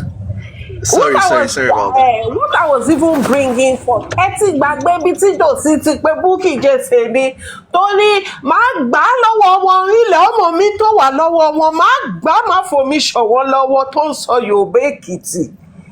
Ìgbà wo ni Josie ever sọ̀rọ̀ rí? In fact, if you will not forget, guys, the first time Josie would ever say he's seeking justice for Mohbad was that infamous speech tó fi jókòó sórí blue chair. You know, after people have been talking that he should be talking about Mohbad, justice for Mohbad, because from inception it has always been about ìyàwó ẹ̀ ló ń gba gbogbo owó ẹ̀, ìyàwó ẹ̀ ló ń náwó ẹ̀, òun á gbalẹ̀, owó gbọ́bí tán ti ń ra ilẹ̀ fún ọmọ òkókó rí. Mohbad ralẹ̀ ó ralẹ̀ lórúkọ ọmọ ẹ̀, ṣóun ralẹ̀ ní orúkọ Mohbad ni. You know, all those evidence are right there in public. But I love where this is going, really. Àsìkò tán máa sọ òpó tí Ọmọ́wùnmí predict yẹn, ó dàbá àsìkò yẹn ló ti ń súnmọ́ léyìí. Number 22, I state further that the publication portrayed me as an oppressive and threatening father-in-law who was bent on intimidating the defendant into surrendering the said properties and assets. Yes, you are. You are, sir. Benny, sir. Number 23, I aver that in another defamatory publication on various social media platforms, where the defendant granted an interview with Jude Chidionwo, tagged as video evidence for which is contained in the flash drive to be relied upon by me in the suit during trial, the defendant published the following words concerning me. Another one, quote open, telling the public that he hates me so much, like he even went as far as trying to cajole my brother-in-law to lie, like to implicate me in one way or the other. Ibo nìyẹn wà. Pé ọmọ mi sọ yẹn nínú fídíò tó interview tó ṣe pẹ̀lú Jude that he said all this. So now he's stating in 24, I state that the natural and ordinary meaning of the said publication. That's a misinterpretation, no. That's a misinterpretation, because what she said in that video was that there is a video that he said he hates her. Yeah. And she was reflecting in the past. We were very good friends, but there's a video there that he hates her. So that was what Wunmi said, not what's his name? Joseph Aloba himself said it, that he hates her so much. Exactly. Joseph Aloba saw. Yes, an evidence for that now. Yeah, that's what Wunmi is now saying in that interview, that telling the public that he hates me so much. So is that defamatory? That's what is counting as defamatory, and we will see his reason for it now. Don't they know the meaning of defamatory? Defamatory, it's true now. There's a video evidence about that. Exactly. So we will now see his reason. I state that the natural and ordinary meaning of the said publication was that I am dishonest, manipulative, and capable of procuring false evidence and false witness against the defendants.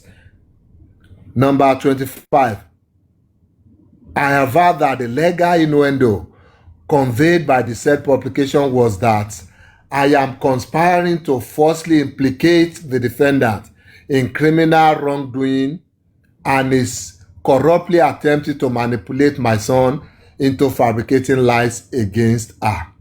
So he's leaving the first part of the statement he quoted, that he hates her so much, so he's sticking by that. But he's saying, Wunmi saying, Joseph Aloba went as far as trying to cajole my brother-in-law to lie, like to implicate me one way or the other. So that's the one is taking exceptions to. That one is qualifying him or characterizing him as somebody who is dishonest, somebody who is capable of procuring false evidence against Wunmi. But so, Joseph Aloba forgot that Emma Binu, Mohbad said this in a live Nina. Josie gangan ó fẹ́ káwọn parọ́ ọmọ tó dẹ̀ sọ pé òun ò lè parọ́ ọmọ ọlọ́mọ torí òun bí tòun. Bóyá Josie ò mọ̀ pé Mohbad gangan sọ lórí live. see, at the end of the day, ẹ jẹ́ ká listen sí gbogbo kínní with the mindset in pé they are only doing it to no that they are only even doing it to satisfy their audience. So gbogbo nǹkan kíkan tó bá nǹkan sọ́nbì yìí most of them wọ́n mọ̀ pé kò lè pass any test. Wọ́n mọ̀ pé anybody bá fi máa yẹ̀wò lẹ́ǹkan tí tó bá róòmù gan lè lu òun lé lórí. So but they have to do it. Bóyá wọ́n ti gbowó yẹn ni o bóyá wọ́n ní máa láti gbà wọ́n owó yẹn ni o. They have to do it to keep the ball rolling. That is the purpose of gbogbo nǹkan tó ṣe. So it doesn't matter even if they lie in it, even if they put up jargons in there, they just want to put in something and be done with it. About gbé wọlé kadẹ lọ máa fine court. If you come, we'll tell you, it's in court now. We're still dragging it. And of course, you know how the court system works in Nigeria. So that's what they want, and that's what they are getting. So and that is what they are giving them. And that the publication further portrayed him as a vindictive and malicious individual, bent on persecuting the defender through falsehood and deception. What have you been doing all this while? Exactly what you have been doing. You have been persecuting her through your falsehood and through deception. You have deceived the public. You collect their money. You did nothing. You have deceived them by saying different types of things. Àwọn àlè ẹ̀ ló ṣe gbá kan, àwọn àlè ẹ̀ ló ṣàwo kan. All these things, there is no truth to them. So, if this is what this statement means to you, yes, exactly. That is what she's trying to tell you. Okay. And I think this is this is not the last one now. Okay, now let's go to the next one. Number 27. I further aver that the defendant is in another audio publication known as Audio Evidence 5, which is contained in the flash drive to be relied upon by me in this suit during trial. The defendant published the following words. In quotes. Ẹ̀yin àti dádì yín àánú yín ṣe mí. Ẹ má lọ ṣe DNA. Ẹ sì ń ṣe freestyle. Ẹ sì ń parọ́ fáwọn àwọn kíni máa pa àwọn pípù yìí tẹ́ àwọn mágà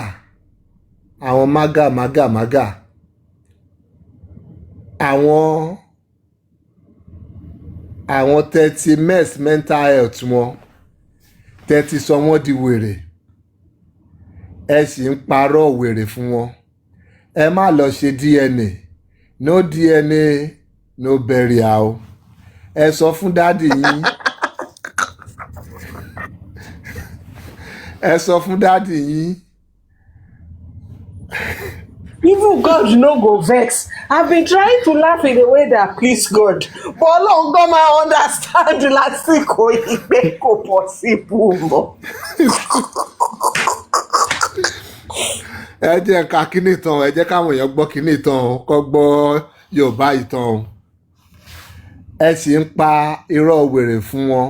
Ẹ má lọ ṣe DNA, no DNA, no burial. Ẹ sọ fún dádì yín, wò dádì yín ló ti fẹ́ pé 60 yìí. Ẹ yá tètè lọ. Wọ́n ṣe láti come out. Dádì yín, Mr. Pythagoras jọ torí ọlọ́, ṣé wọ́n ṣe kọ́ kínní lóòótọ́ nìyẹn? Kóòtù ni nà, mo sọ fún yín pé kóòtù ni mò ń kà directly ni. Ẹ yá tètè lọ sọ fún dádì yín ló ti fẹ́ pé 60 yìí. Ẹ yá tètè lọ sọ fún wọn. Liam sì kéré o. Kí wọ́n ya tètè lọ ṣe DNA so tẹ bá kàn rò wípé ẹ kàn lè máa bọ́ kẹ máa freestyle kí lẹ sọ Mr. Pythagoras kan ló kú ṣe.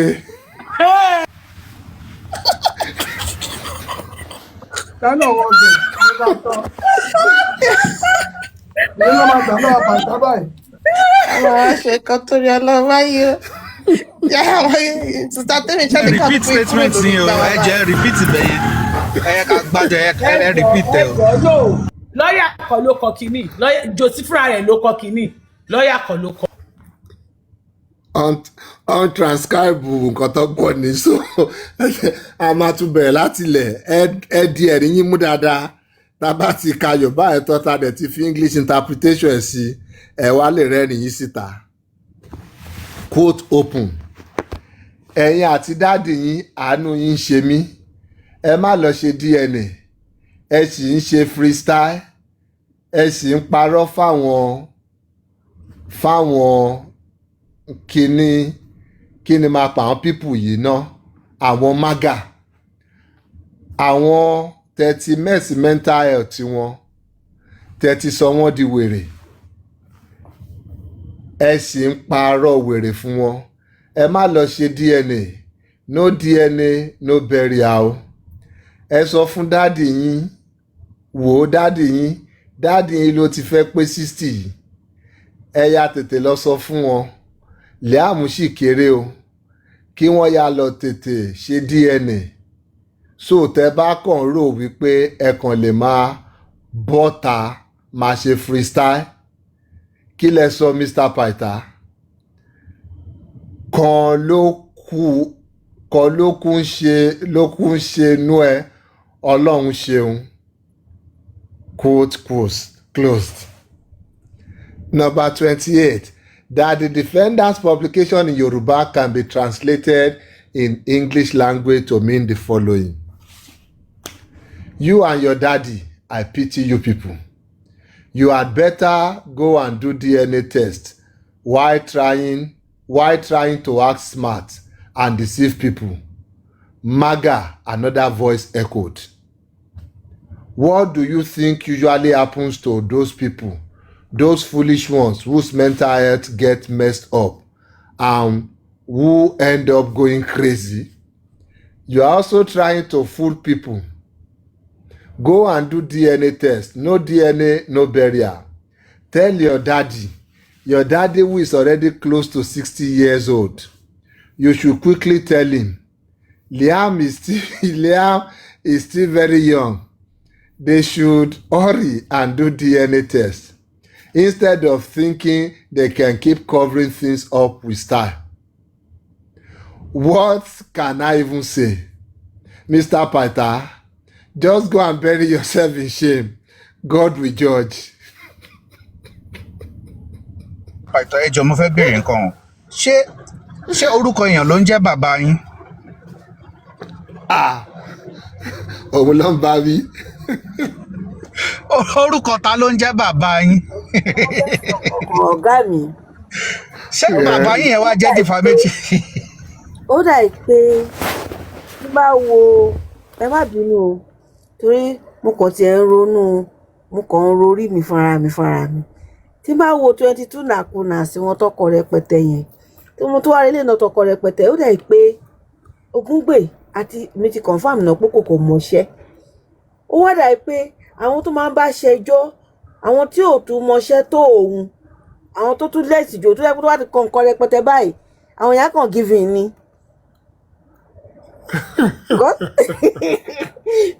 Dágbé kan tó ń dún lórí tèmi nìyẹn pásítọ̀ kan tó kọ ìtàn ó kàn ń báyé èjò sí jẹ́sí ni.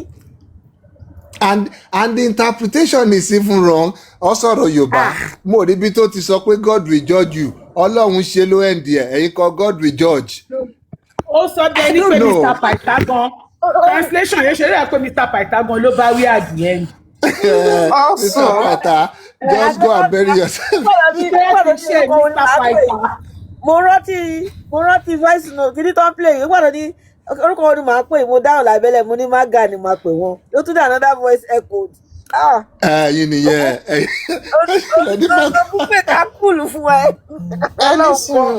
Also, Mr. Pytha, ìgbà tí o bá pè nǹkan ní 27 and it's in Yoruba, you now put number 28, the same thing you transcribed into English as your next one.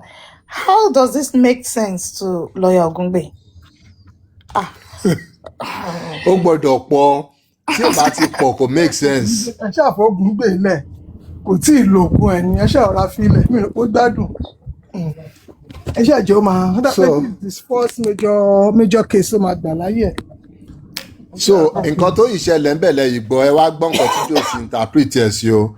Number 29, that the natural and ordinary meaning of the said publication was and is that I am dishonest, manipulative, and deceitful, and was trying to use the DNA issue to manipulate and deceive unsuspecting members of the public. Yes, ṣé ò gbowó lọ́wọ́ wọn ni?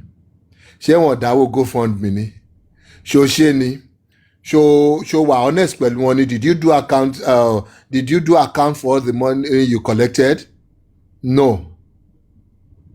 Number 30, that the legal innuendo conveyed by the publication was and is that I am fraudulent and exploitative individual, misleading gullible members of the public, described as by the defendant as maga. Àwọn ni ìyẹn o. Another voice lẹ́nu echo ẹni defendant ló tún describe as maga ń sìn. Dupsy ẹ̀yin náà ti wọnú kinní yẹn torí eventually defendant máa ní láti. When did maga become an English word? When did maga become an English word? Make America great again. olórí nígà títí náà nìyẹn. So Dupsy náà ti wọnú ọ̀rọ̀ yìí báyìí o nítorí Wùmí máa defend ara ẹ̀ pé nǹkan lòun pẹ́ anybody maga o ó dẹ̀ máa point finger at you o.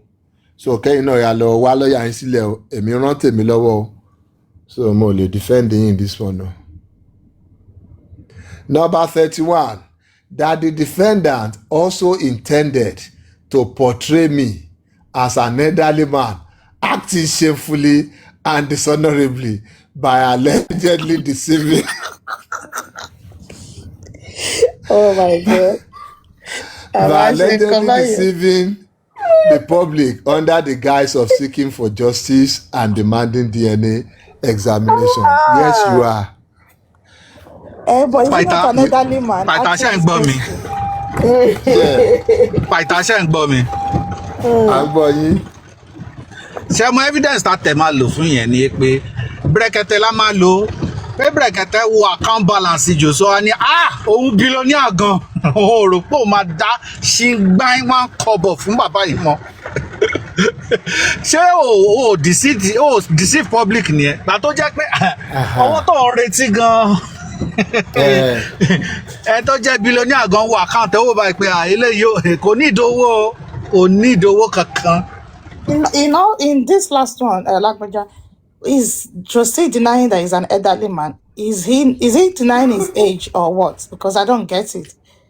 Did he not say to all of us that he's going to be celebrating his 60th birthday next year and it's going to be loud? Maybe it's not acting shamefully. If you are not acting shamefully, wàá lọ dúró sẹ́yìn ọmọ kan, wàá lọ máa ya fọ́tò pẹ̀lú ẹ̀, ó kú àmà lè mọ̀dí ọmọ lọ́mọ.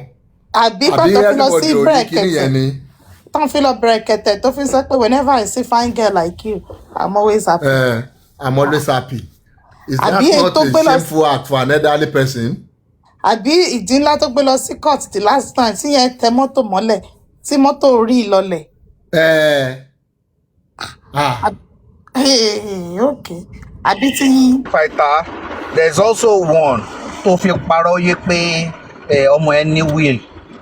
It's a shameful and deceitful act. Exactly. Wọ́n fa irun ẹ̀ ń kọ́. Táwọn àfáà ti débẹ̀ wọ́n ti fa irun. Wọ́n ti fa ọgbọ̀nrún abẹ́, wọ́n ti fa ọgbọ̀nrún gun ẹ̀. Wíwá bọ́sùrù àti ní picture abẹ́. Ọ̀rẹ́ ìṣẹ̀lẹ̀ bọ́sùrù àti ní tiẹ̀. So, number 32. Ẹ má worry, a ti fẹ́ ṣetán. That in another defamatory publication on various social media platforms, where the defendant granted an interview with Channels TV, tagged video evidence 6, which is contained in the flash drive to be relied upon by me in this suit during trial. The defendant published the following words concerning me. Quote, I don't think this whole family feud can be settled anymore, because what he's wanting is not what I can give. What he actually wants can never happen. And when asked by the interviewer, what does he want? The defendant replied, he actually wants the DNA of my child to be negative, you know. He wants to be in the possession of my husband's royalty. Number 33. That the natural and ordinary meaning of the said publication was and is that I am manipulative, yes, desperate, yes, and malicious father-in-law, yes, who is scheming and to discredit the paternity of the defendant's child for selfish personal gain. Yes, that is what you're doing. Apart from the desperation, the manipulation, you're malicious. And you've been scheming all this while through yourself and your supporters. Àti ráhùn tó ti wá sí tàǹpẹ́ èkíní ò gbọ́dọ̀ turn negative o kò gbọ́dọ̀ turn positive. Àwọn máa kú ni o, nǹkan báyìí máa ṣẹlẹ̀ sáwọn ni o. These are your known associates. These are the people tó ti fẹnu ara ẹ wá sọ pé tẹ bá ti gbọ́ anything látẹnu àwọn eléyìí, àwọn èèyàn ẹni ìwọ ló sọ̀rọ̀. Yeah, starting from comfy, God's grace, àbí rich grace, àbí kíni wèrè yẹn pera. All of them, it shows that you wanted this, that's what you want actually, that this DNA test should become negative. And you want to be in the possession of the husband reality. Yes, you are already in the court right now. You filed a case, wanting to take over the royalty. You went to the probate trying to get a letter of administration. So how else, or what else will mean you trying to take over the royalty? What else? That is it. Number 34. And that the legal innuendo arising from the said publication was and is that I am dishonestly attempting to deprive the defendant's child of legitimacy and inheritance rights in order to unlawfully seize, confiscate, and control the royalties, wealth, and estate of my deceased son. Yes, you summed it up beautifully. That is what you've been trying to do. So you can't argue it. In all your actions, in all your words, in all your dispositions, all you've been trying to do is act shamefully, is trying to scheme, to discredit, and to rob Liam of legitimacy so that you can steal what belongs to him. That I further state that the said publication portrayed me as a callous, oppressive, and ìwọ ló kàn ń pera lórúkọ o, ìwọ ló ń pera lórúkọ tó rọ̀ ní normal day èèyàn lè má rántí gbogbo àwọn orúkọ yìí fún ẹ, but it's fine tó ń rán wa létí. Portrayed me as a callous, oppressive, and vindictive individual who is emotionally persecuting the defendant. Of course you're doing that, are you not? And a child by deliberately seeking to delegitimize the child's paternity for financial motives. Yes, you are trying to do that. You are not just having your ways. That's why we've been in the court for how many years now, trying to sort out paternity issue. You keep coming up with different applications, different motions every now and then, different responses every now and then. That's what you've been trying to do. Number 36. I state that the publication further conveyed to right-thinking members of the society that I am morally bankrupt, which you are, inhumane, yes, and capable of suppressing the welfare and interest of my own alleged grandchild in pursuit of economic benefit and personal vendetta. I believe Omomi will stand by all this in the court. That yes, even though I didn't say it directly, even though he has interpreted it wrongly, even though he has inputted a whole lot of other stuff into what I actually said. But yes, Baba gets here. That is what I meant.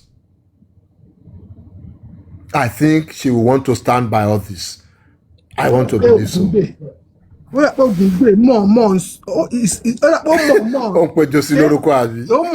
it to his face. This is who you are. Tó bá ti kọ allegation á wá túmọ̀ ẹ̀ dáadáa sí nǹkan tó jẹ́ gangan. In fact ó mú ṣe easy fún lọ́ọ̀yà wa. Ẹ jẹ́ tún dá. So that tẹ́yìn bá ti fẹ́ máa qualify jossy, you can only choose from any of this, lingo, yeah? You can choose there and pick anyone, use it the way you want.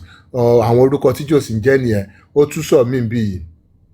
That by the said publication, the defendant intended and or meant to portray me as an untrustworthy and overbearing individual, yes, who is consumed by greed, yes, and obsessed with taking possession of the deceased son's royalty, yes, an asset at the expense of justice, truth, and family peace. Yes?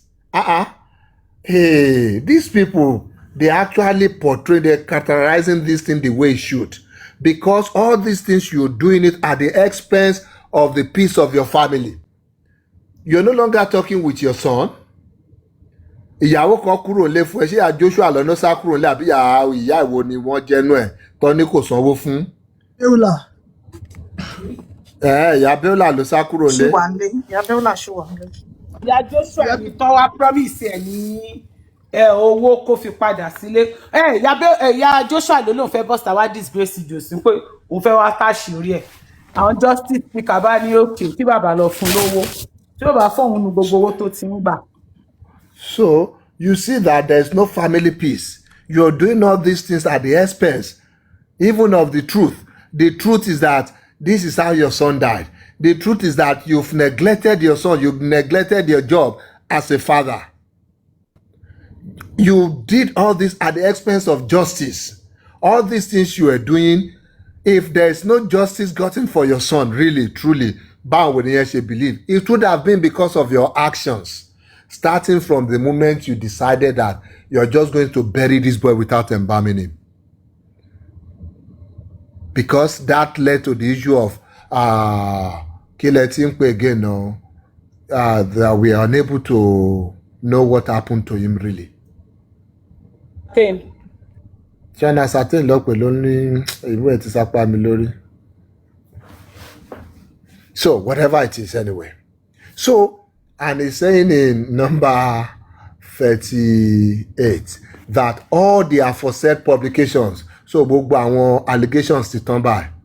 So it's now summing up everything now. That all the aforesaid publications are false.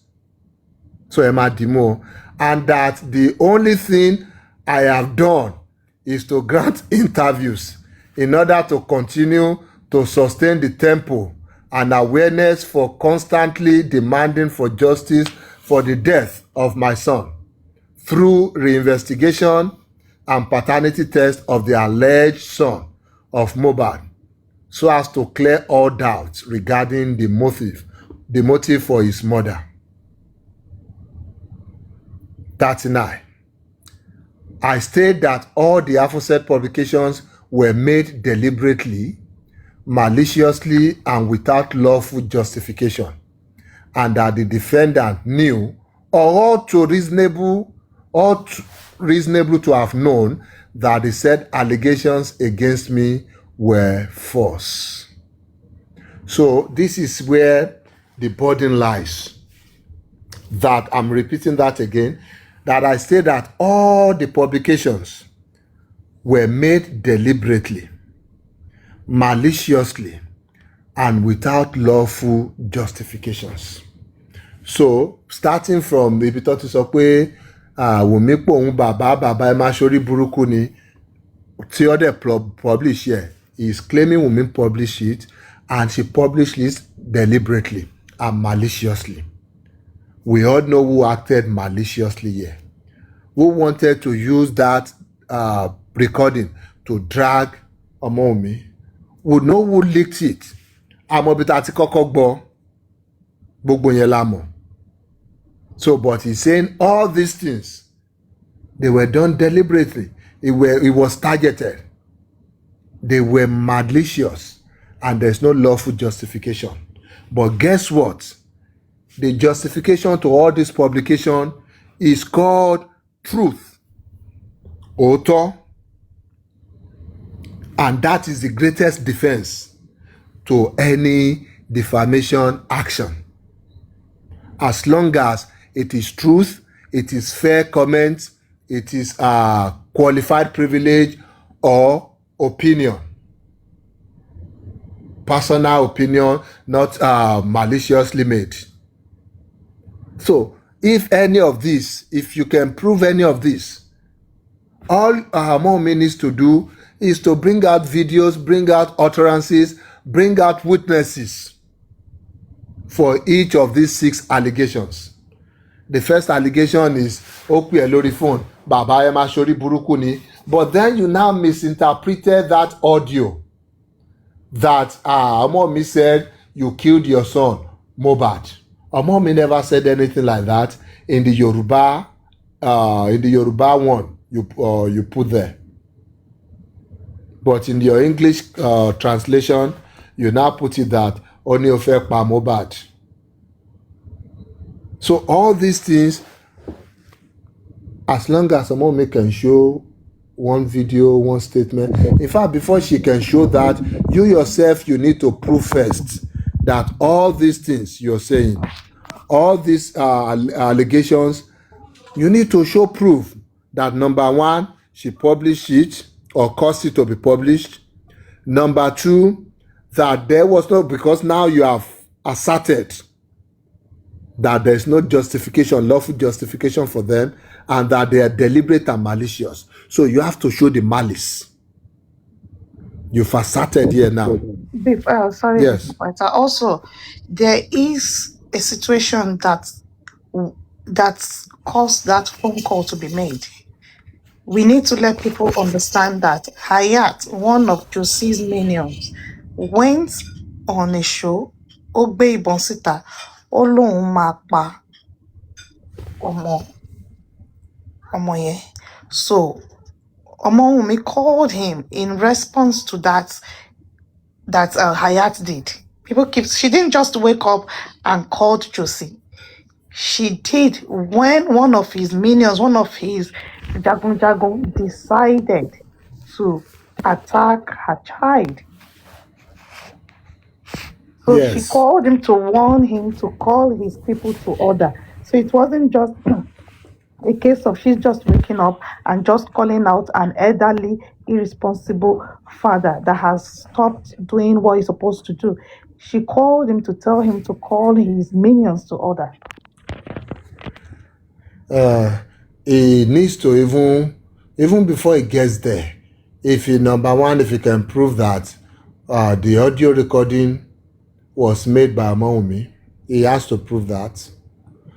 He has to prove the publication by Wunmi, whether directly or indirectly. That is when we can now start asking him questions like, why will Wunmi say something like that? What's the justification?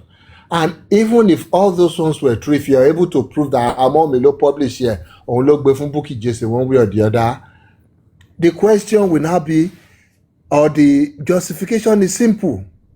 It is not even an accusation. It's an expression of absolute fear. Because she's been under pressure, and it's just more like a protective and maternal reaction. Clear. So there's no, she's not imputing any facts here or any accusation. She's just reacting to a high stress environment where her child's safety feels compromised.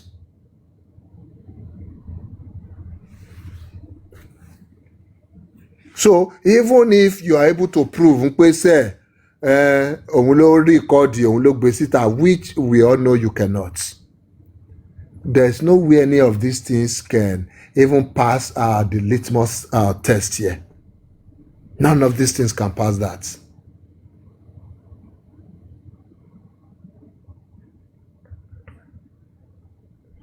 So that the defendant never produced any credible evidence, investigative reports, judicial pronouncements, or official findings establishing that I killed my son. She never said you killed your son. Attempted to kill Liam or threatened the defendant. You threaten the defendant, she will let you know you called a father, you called other people, saying we are drag here to come out. You said all that. And what she said, go tí kú bá anything bá ṣe ọmọ òun pé nǹkan á ṣe ìwọ náà. So kò sọ fún ẹ pé bóyá o ṣe anything. Ó dẹ̀ jẹ́ kó mọ̀ pé kí nǹkan má ṣe ọmọ òun o bí nǹkan ṣe promise.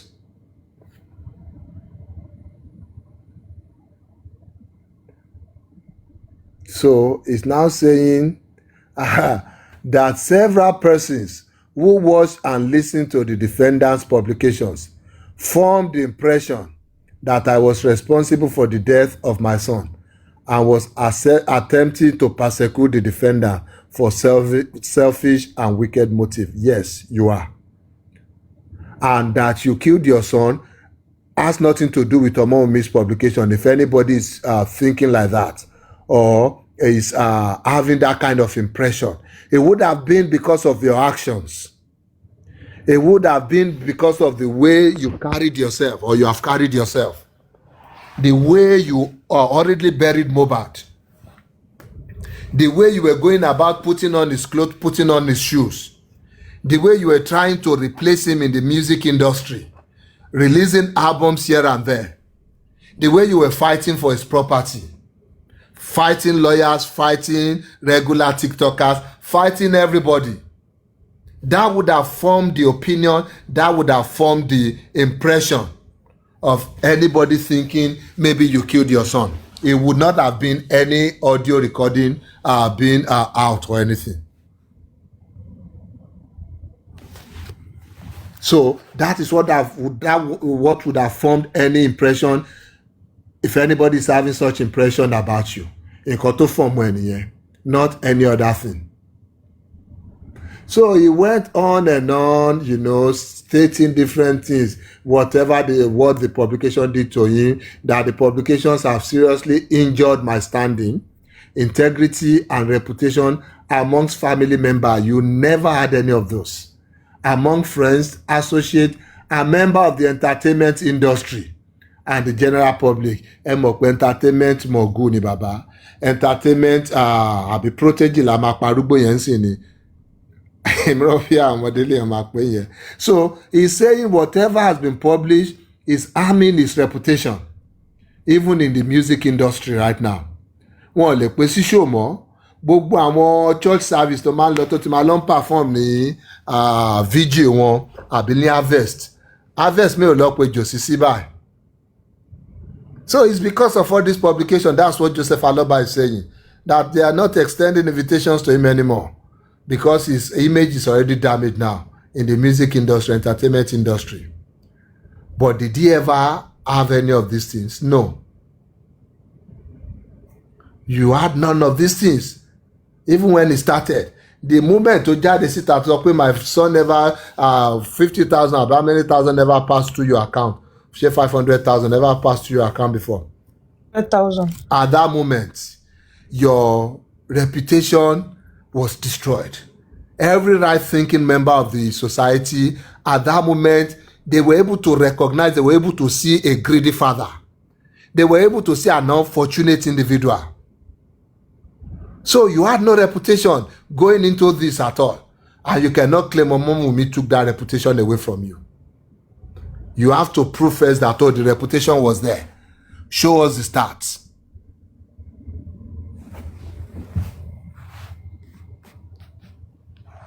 So it's now saying, I state that despite the grave damage occasioned by the defamatory publications, the defendant has failed, refused, and neglected to retract the said publication or tender any apology to me, as she continued to make more defamatory publication against my person. So this is also important. And this is also a defect in this case also. As part of the rules of the court, and the rules of civil procedure. He's supposed to serve a pre-action notice, at least one. None was served in this case. That doesn't mean the case will go nowhere. The case will still proceed. It doesn't mean the end of the case if you don't go through the pre-action notice. Pre-action notice, the purpose of pre-action notice is to demand for, retraction, apology, and most importantly, to show to the court that there is malice in this thing. Or whatever the defendant did, there was malice involved. Because if you had told them, Lagbaja, you did this to me, can you please take it back and apologize because this thing, I don't like it, it's hurting my reputation. And you refuse. Chubby me a mute, ma. And you refuse. It shows that you are malicious. It shows that whatever you even did in the first place, you really want to do it. You meant to do it. So it's not like, mistake in here, I might be no more Kobai.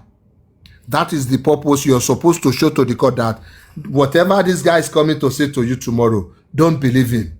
This is it. I told him about this thing already. I asked him to apologize, to retract, or to say sorry and things like that. But they refused.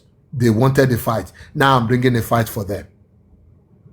So because they know it's going to, I don't know, in their own view, it's going to make them look weak. They went straight for the shoot. But then now they have tougher job to now prove malice. Because it would have been easy. For example, Amon may have given, what's his name? Ogungbe 2 pre-action notices. And he has refused to honor anyone. So by the time the case gets to the court, Amon doesn't even need to prove any malice again. Now I gave this guy the opportunity that what you did is wrong. But he refused. So the case becomes easy from there. So they are saying Omome has refused to apologize. Imputing. You can see the imputation here now. When you have not even given, you didn't give any pre-action notice. But then you're framing it like, I told him to apologize. They refused to apologize. They refused to retract their statement. You never even mentioned it at all. As far as we are concerned, even if whatever Omome has said, even if they are wrong, even if they harmed you in one way or the other, and she shouldn't have done that, still you didn't give the opportunity for her to respond, to retract, to apologize, or to confirm and stand on whatever she said. And that's why the man is asking for his restraining order as part of the 300 million. Number 49 states that unless restrained by this honorable court, the defendant will continue to disseminate further defamatory materials against me. That the publication complained of herein were actuated by malice, which you have to prove, spite, ill will, and intention to destroy my reputation, which you never had. And frustrated by campaign for justice. You are not searching for any justice. There's no campaign for justice here. It's campaign for your pocket, Joseph Aloba, concerning the death of your son. Number 51. Akaton. That the defendant intentionally weaponized social media and public sympathy to malign me and portray me falsely as a criminal and enemy of the defendant, which you are. You are the one who has twisted, who has weaponized the social media. You are the one who have weaponized the social media against Omowumi. You've taken public sympathy, Baba to someone, Baba Ekpele. Have you forgotten when you used to come online day in, day out, looking haggard, looking tired, looking like you're going to give up anytime soon? And people will come up, Baba, Ọlọ́run ló kún yín, Ọlọ́run ní strength yín, God will continue to sustain you, and they will be praying for you, and you have one jug or one cup by your side. I don't know what you're drinking from that cup. Who knows? Yeah, maybe Bacchus. Have you forgotten all that? How you weaponize this public sympathy? And eventually they will now come and start saying, ọmọ tó kẹtàn yẹn, ọmọ tó ṣe kíní yẹn. Have you forgotten all that? Suddenly, you want to be the victim now. Even calling the child Papi Lolo. Yeah. Number 52. That the defendant's allegations against me are highly damaging because they accuse me of serious criminal conduct, including murder, intimidation, conspiracy, manipulation, and fraudulent conduct. Why not go to the police if they're accusing you of serious criminal conduct? Then it's not a civil case. What are you doing here? Go to the police, go and file a petition. Let them investigate it.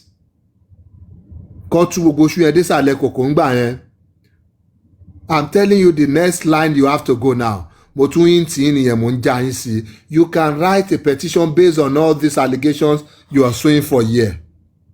Since you're saying it's accusing you of criminal conduct.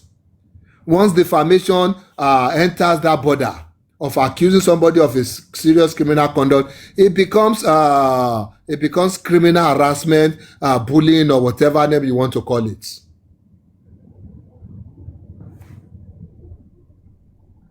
Number 53. That the defendant's conduct has lowered me in the estimation of right-thinking members of the society and has injured my reputation beyond measure or beyond repair. No, it is not the defendant's conduct that did that. It is your own conduct. It is the way you go about on Liam's birthday, begging for money, starting a GoFundMe, and not accounting for it. That is what took away whatever reputation you were having and destroyed it beyond repairs. Because you couldn't account for the money you took from them. Instead, you turned around, you called Lati a rag, Akisa Ashonule, which he is really. That is what you did. You turned around, you called Papariano, Balori Afefe. Yes, Papariano never had any family. So he has to come on and pretend like, those are his family. Pretend like he's their father. A 32-year-old boy pretending like he's 46 or 49 years old.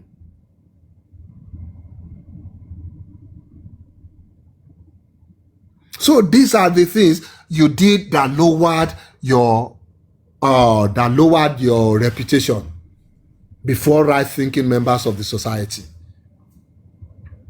Because nobody thinking rightly will see somebody who is under the pretense of grieving, is going about duping people, collecting money from people, public donations, signing off rights that doesn't even belong to him in the first place with African thief. That stupid 70-year-old man, full at 70. So nobody, no right-thinking person will see that and still believe you are somebody looking for justice.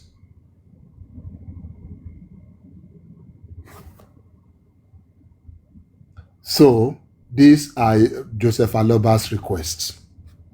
54. Wherefore, the claimant claims against the defendants as follows. A declaration that the words published by the defendant in the various audio recordings, interviews, and video publications concerning the claimant are false, malicious, and defamatory. B, a declaration that the said publications were deliberately intended to injure, malign, and destroy the reputation, integrity, and public image of the claimant, which you never had. C, an order directing the defendant to retract the defamatory publications in at least 5 national newspapers and across all our social media platforms. Toba Dilola Aswani. D, an order. D, an order directing the defendant to publish an unreserved apology to the claimant in at least 5 national newspapers and all digital platforms where the defamatory publication were disseminated. So máa wá sórí tennis platform náà tó máa publish unreserved apology. Ọlọ́mọ ẹ̀ka sọ̀kò fún mi ọ̀hún.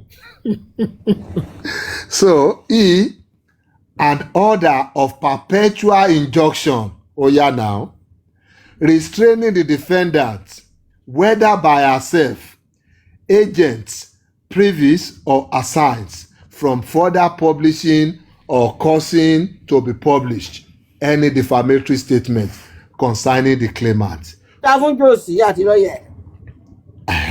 So only kúkú gagi Ọmọ́wùnmí forever is perpetual injunction they're asking for.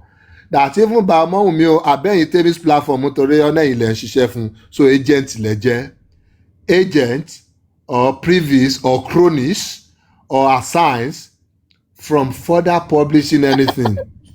Any cronies me? So you guys cannot publish anything Joseph Aloba considers to be defamatory, because àti rí gbogbo nǹkan tó cast defamatory when you are saying nǹkan tí Joseph Aloba bá sọ níbi tó ti sọ pé òun ètì èèyàn tẹ́ bá tún repeat yẹ defamation ló jẹ́ o. So Joseph Aloba doesn't want things like that. And since you guys are agents of Ọmọ́wùnmí, you guys have a perpetual injunction coming your way. Get yourself ready. Be prepared for that. F. Ẹ má bínú. Josi kò ní dá fún ẹ tó bá mú wá.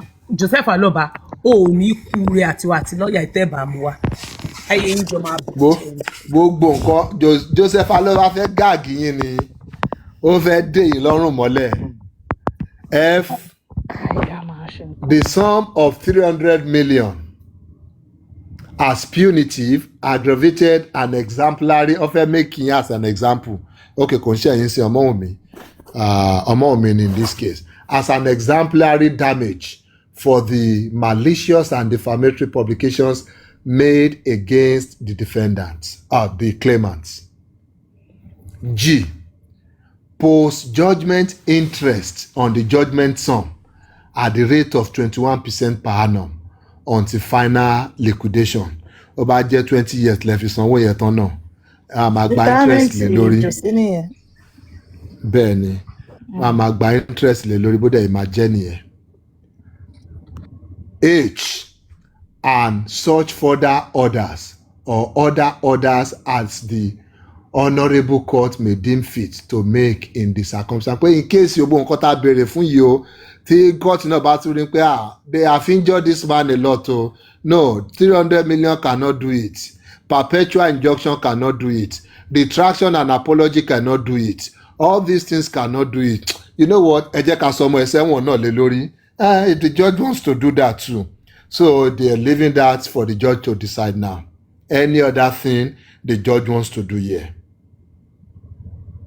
Number 55. Tony. Ó ti fẹ́ tán síbẹ̀ náà báyìí. Number 55. I depose to this witness statement on oath, conscientiously believing the content to be true and correct, and in accordance with the oath law of Lagos State 2015. The exponent sign a signature that looks like Joseph Aloba on the 19th of May 2026. So ẹ wà tìgbà tó ti ń tọ́jú kìíní ìsọwọ́ àti wà ní July báàbí 19th of May. Yeah. So this was the bing that Bayo was preparing. And the next one is the list of documents tó fẹ́ provide fún kéèsì yìí. And the list of documents is just one. The compact or flash drive containing the various defamatory publications tagged as video and audio evidence 1 to 6. Those are their list of evidence, and their list of witnesses has just one person on it, Joseph Aloba himself. That is the claimant's list of witnesses. So Joseph Aloba will be the one to verify all these translations true, the chain of custody, and all these things, because those are the things they need to prove also But Joseph Aloba, since he's the only witness here, he will be the one to verify, validate, or invalidate any of these things too. So, this is my submission, people.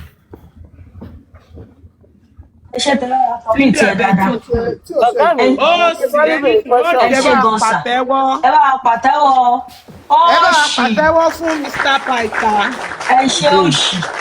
Wọ́n ṣe o. Wọ́n kó ọ̀rọ̀ wa. Mo fẹ́ bèèrè question kan ọ̀gá mi. Ẹ jọ̀ọ́, kí ni Ògúngbè's case fúnra rẹ̀ Tony kó retract. Has it been done? No, Abi. Over in the making. I could see now that it's because of that one.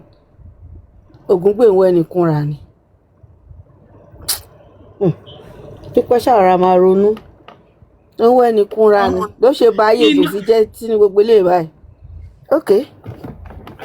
But Emma, in all of this, Báyọ̀ kí lè tó lè ṣe witness Josie? Ṣé kò sí ìkọ̀kọ̀ tó witness?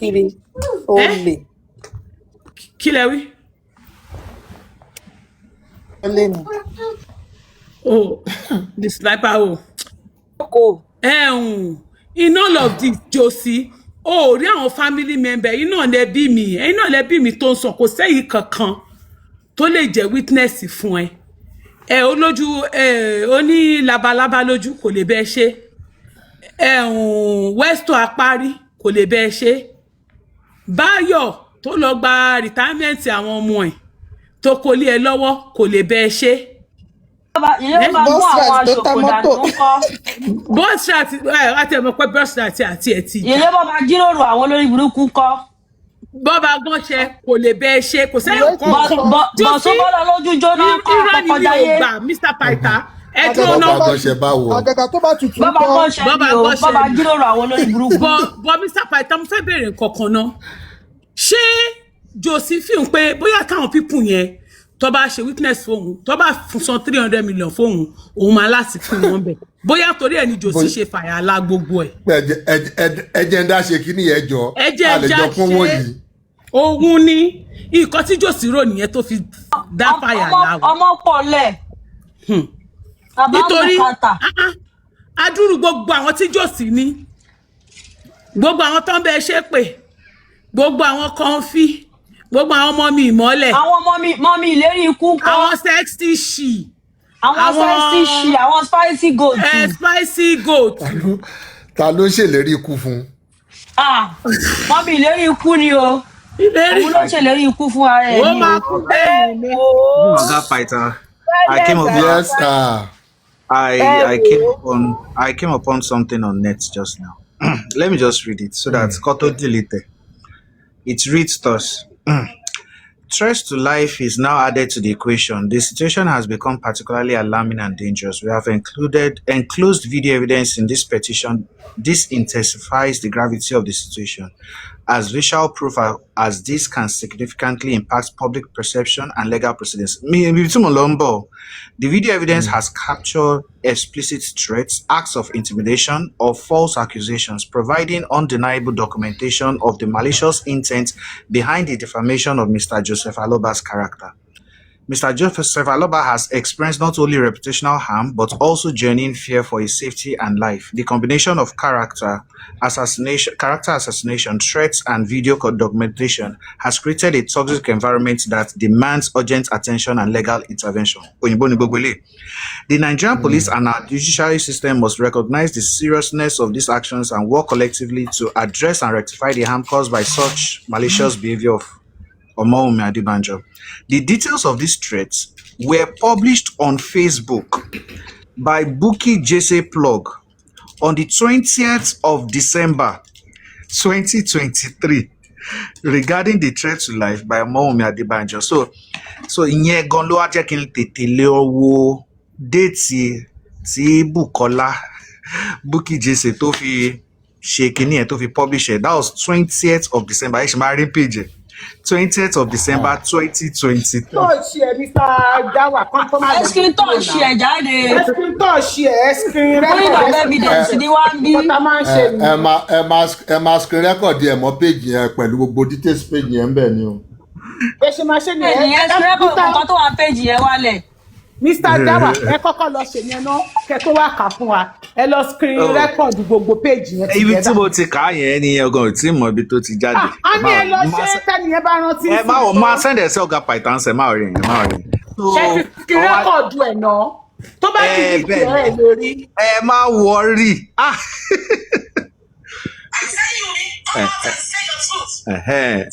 So that's the 20th of December 2023. Something is happening to you. Tell us something. To buy backing president. Kọ́ tó lọ mọ ibi tẹ̀ well 20th of December ló ṣe show yẹn so jẹ́ lọ I'll send it to that Python right now. Am I right?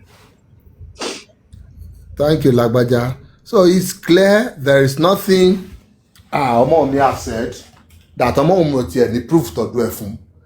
And again, there's nothing to sọ náà táwa wà online táwa no reprove online because we will also not allow her say anything that has no proof because some things gan tá a bá rí pé bóyá fẹ́ lọ sí díẹ̀ àánú jẹ́ pé nǹkan tó fẹ́ sọ yìí ṣé àfà as you tell us yes prove eléwà it's okay àwa náà rí lóòótọ́ we just want to know so let them bring it on but in the meantime no ẹ lọ dáwó 300 million but jokes apart ẹ lọ dáwó náà a máa nídìí owó let me quickly say that too one way or the other ẹ ti rí gbogbo case tó wà lọ́rùn wa bẹ́ẹ̀ ẹ mọye case ta ní lọ́rùn a ní Munizer a ní Ògúngbé a ní Jossy lọ́nà méjì a ní oríṣiríṣi bẹ́ẹ̀ yẹn so please in whichever way you can please reach out to Sister Temi support wa ẹ má jẹ́ ká loud yẹn jù we need support so back to the discussion.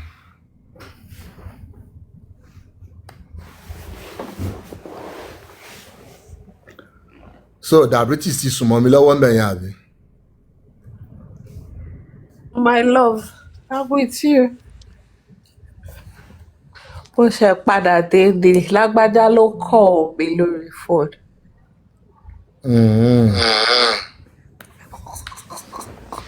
Okay. Oh yeah. Oh yeah. Ó ní bó ṣe sound. Call my pastor. Oh. Oye lè kú. See what you did to yourself now. No, past náà ló lè wà. Past ló lè wà. Ó pè mí mi ìdèdà ló. Mo ṣe ẹja tán ní jàre. Ẹja yẹn. Ẹja mackerel nínú. Mo marinate. Mo wá fi sínú air fryer. Ọmọládé Yusuf here dey òun. Python can jealous, Aries man. Ó ti fẹ́ send iná sí Lágbájá tètè yá confess. He was actually intimidated. So, mo zone out at some point, make I no lie. Because gbogbo àwọn nǹkan tí Jossy kó jọ yẹn, mo kàn tí ẹ wò, ṣé head of carpenter Ìkòròdú chapter ló bá ọkọ ni, àbí billions Bayo millions. Àwọn business partner ni part of his first statement or second statement under oath Joseph Aloba called himself a businessman àti mọ business tó ń ṣe and Joseph Aloba also stated that his son was murdered under suspicious circumstances. ẹ má ti gbàgbé onífẹ̀lìbírítì lòun. Ó ní entertainment báwo ló ṣe pè rẹ̀ music industry. Bẹ́ẹ̀ ni ó ní ó ti bà reputation òun jẹ́ ní entertainment industry. So ẹ lọ wá 300 million no kò ní kálukú yín sọ kẹ́ pledge a máa pass paper around this àwọn ṣá àwọn ní káwọn ṣá pass paper around kẹ́ kọ̀ọ̀kan tẹ́ fẹ́ fi síbẹ̀ kẹ́ cover máa kẹ́ nìkejì rí kẹ́ cover yìí tẹ́yìn fẹ́ pledge. Mo ti ní pé ẹ má jẹ́ kẹ́nì kankan worry ṣe. Say you say me, kí ni question yín? 300 péré. Each client as Ashana where I be. Each okay. By that make him Ashana more. Okay. Kò sí wàhálà, a máa raise. I'm a raise 300. Is Josie's court claim? Yes, it's separate now. There's a defamation suit against him from Mommy. That one is currently going. I think it's at the mediation stage. Tito òun náà, ó dẹ̀ ti wà ń bẹ̀ náà. Òun ti send the writ of summons tọ̀dọ̀ ẹ̀ náà sí Ọmọ́wùmí.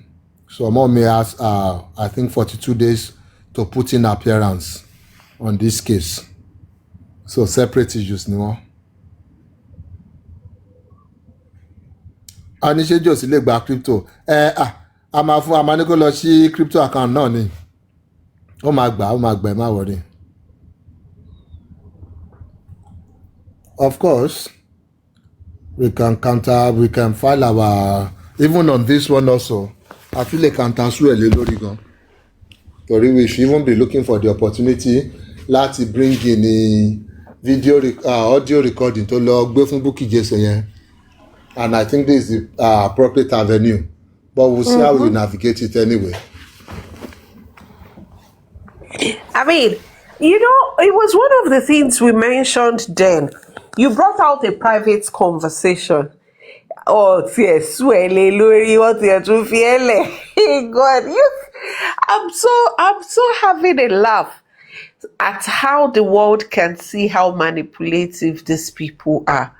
And that has been their story from the get-go. They'd always try to turn the table against us.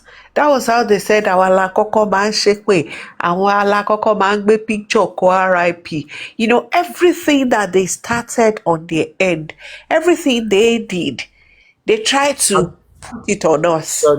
Sorry. Abe, you're on private. I don't know if the host is there. Host, are you there? Abe wants to come up. Yes, sir. Ayé Dupsy Latuma Yalo, àbí Yemi Shitu. Drop fún wọn, máa padà wá sókè jẹ́ drop. Ẹ bá wo Abe kan wà ní wọ́n láwọn request. Pick up.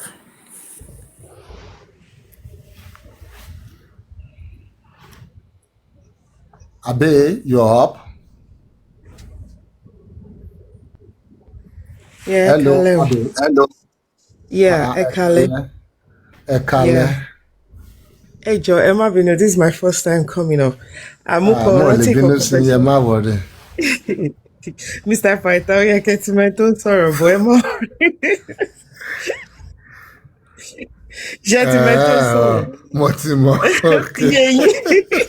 Yeah. What ye? Ẹ má bínú ẹ jọ̀ọ́, nǹkan tẹ́ kàn sọ mo kàn fẹ́ sáré sọ̀pọ̀ kan ni fídíò voice record tí wọ́n gbé jáde nígbà yẹn tí wọ́n sọ pé ẹ má gbàgbé pé wọ́n mú lọ sí Bẹ̀rẹ̀kẹ̀tẹ̀ and ó sọ pé àwọn wà lórí òkè àwọn wá kọ̀ tẹ record pé this is the voice message tí ìyàwó ọmọ àwọn fún pé àwọn.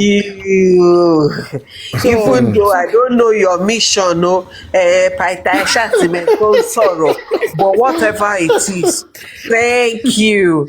So and Bẹ̀rẹ̀kẹ̀tẹ̀ played that voice record pé kí wọ́n gbọ́ tí wọ́n tún translate nǹkan tí ó wà nínú voice record yẹn nínú orí program yẹn jọ yẹn.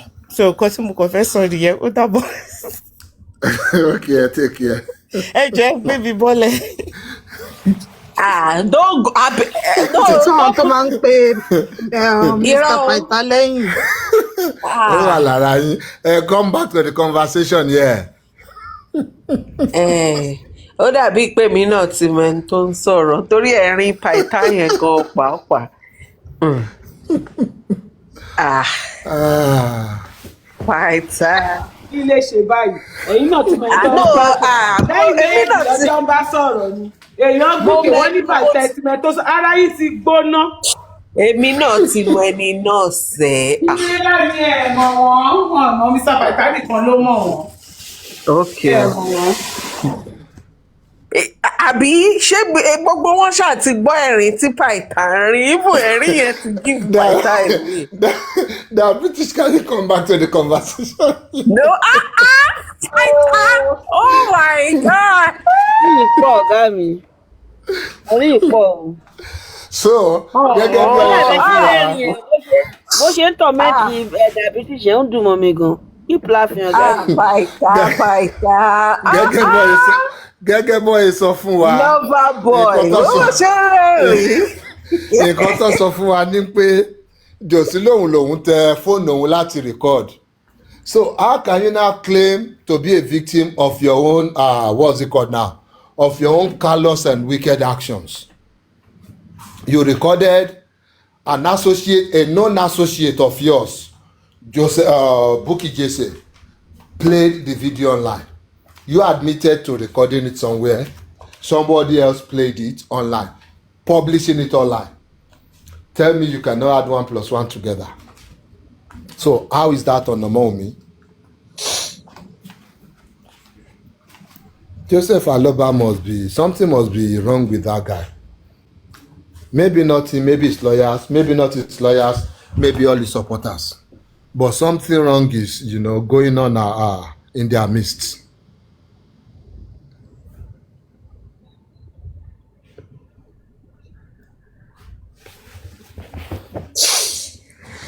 Ó yẹ pé Abe padà kẹjọ wa máa sọ àwa ti mute.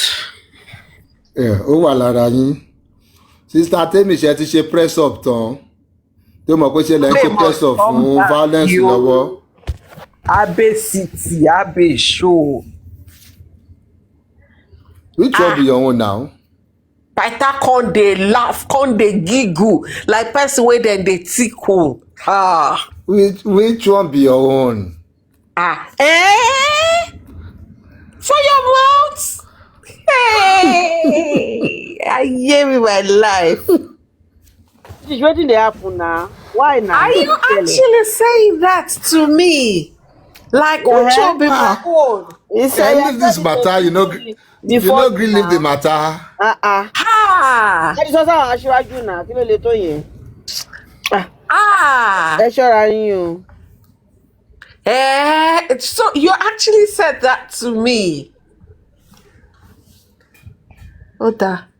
In fact, ẹjọ́ mo fẹ́ divorce lẹ́nu. Èmi ni mi ṣe mọ́. Ṣé bára dà British ṣe gbóná tó lélẹ́yìí? Mi ṣe mọ́. Àfihàn ó ń bẹ lókè ajá tí ó ti sọ̀rọ̀. Ta ló sọ̀rọ̀? Ó bá pẹ́ títí. Ìyàwó àjẹ̀dí bẹ̀rọ̀ ní kó bá. Màṣá ta fi nà ìyáálé rẹ̀ bá a sọ bẹ́ẹ̀ gbọ́kọ́ lọ́kọ ni kí wọ́n wá ká yín lára ló ká yín ṣan. Ẹni tó gbé ẹjọ́ tán bá ní ìgbín ló máa tán bá ní ẹran ní òun ló máa kọ ẹran pa ìgbín ẹ̀ káńdì. Adé gbọ́kọ́ lọ́kọ ni ojú wa ló ṣe wọ́n tún yá yín lọ́kọ ni wọ́n yá yín lọ́kọ gbọ́kọ́ lọ́kọ ó sì yá yín lọ́kọ ni wọ́n yá yín Python lẹ́sẹ̀ sábà wọn lọ́wọ́. Hey, Candy, I won't allow you to talk to the British that way. No, while I'm here. Don't do that. Shebi na where you put me now. Isn't that what you wanted? Don't do that, bro. Ẹ̀yin náà lẹ kóòtù fún wa ń sìn ẹ́ díjò sí ni ká máa bohùn mọ́ kí wàá ní ká lè máa fa. Don't do that shit with me, bro. Ẹ̀yin lẹ kóòtù ẹ̀ fún wa ń sìn náà ẹ́ díjò sí ni ká máa bohùn àbí kí lẹ sọ parí òwe gbogbo English gbogbo ìbọn ìjọ sí tẹ ká fún wa sí. Ẹ kó àtàrọ̀ ń bọ̀lẹ̀ ìbàdàn. Àsátẹ́mi abẹ́ falà tíjà ni o. Ó ti kàn yín báyìí àti ẹlọgbẹ́nájì yẹn padà wá o. No, kò tí ì tọ́ o. Kò ì tọ́ o. Bọ̀dọ̀ òṣì tó ṣorí ibi ìdí ọ̀bọ yẹn ẹ̀kọ́ ẹ̀ bá fẹ́ fáwọn jáde o. Wọ́n ṣorí pẹrẹsẹ bí apẹ̀túwó. Ọlọ́run. Bí orí kásikẹ́ẹ̀tì Adélabú. Orí wọn rí pọnlápọnlá. Ṣé a ti ṣetán pẹ̀lú Josie ni? A ti ṣetán.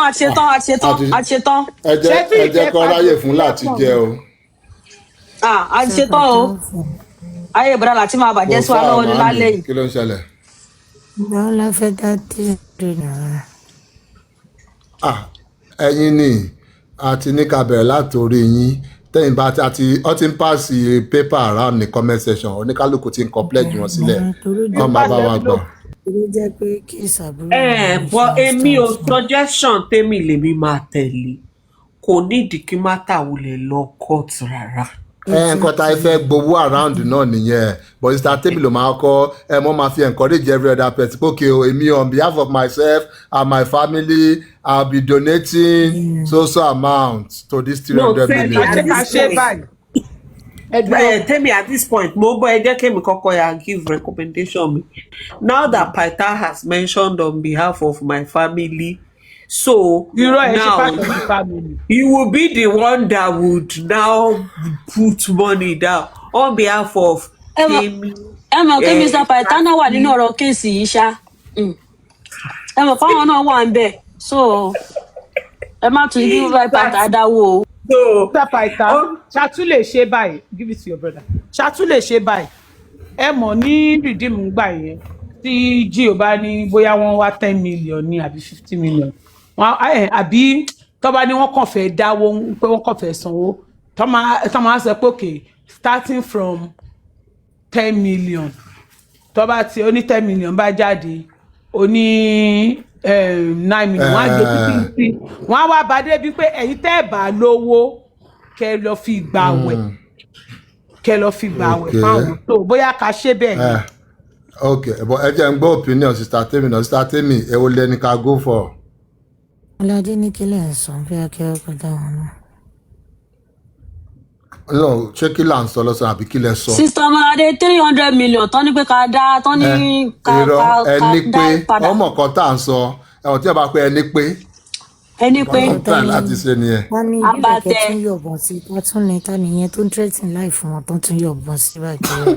Bẹ́ẹ̀ yẹn kó rẹ̀ wá ni ó wá kó wá wọnú àgbọ̀n. Ẹ jẹ́ kó máa shoot around comment section ẹ má jẹ́ ká dá tiwa sí o. Kọ́ máa lọ yọ sáwa náà. Ṣọ́ ni ká máa lọ fún láti ṣọ́ ó dà kó ń bá láti bẹ̀bẹ̀ ní wọ́n á yọ̀bọ̀n sí wọn.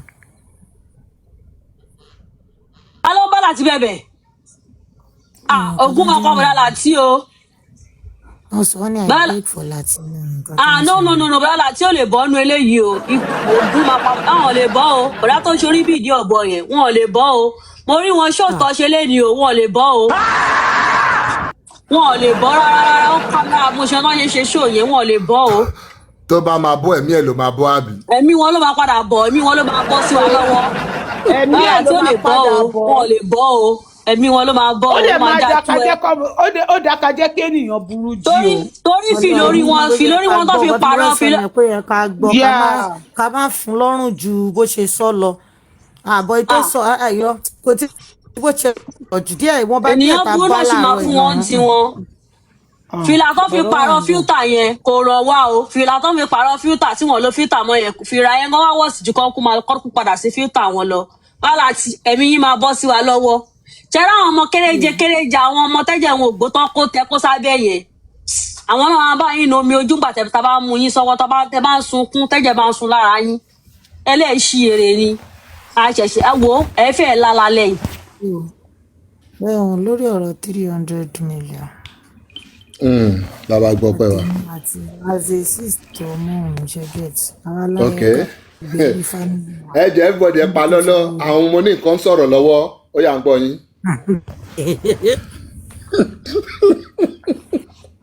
Àgbáyà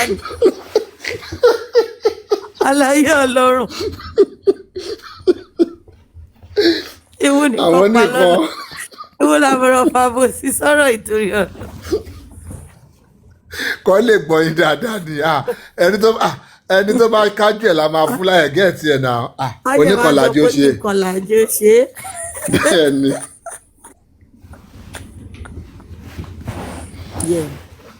Nítorí náà èmi ni mò ń ṣe ojú fámìlì wa ní ìgboro lọ́wọ́lọ́wọ́ báyìí.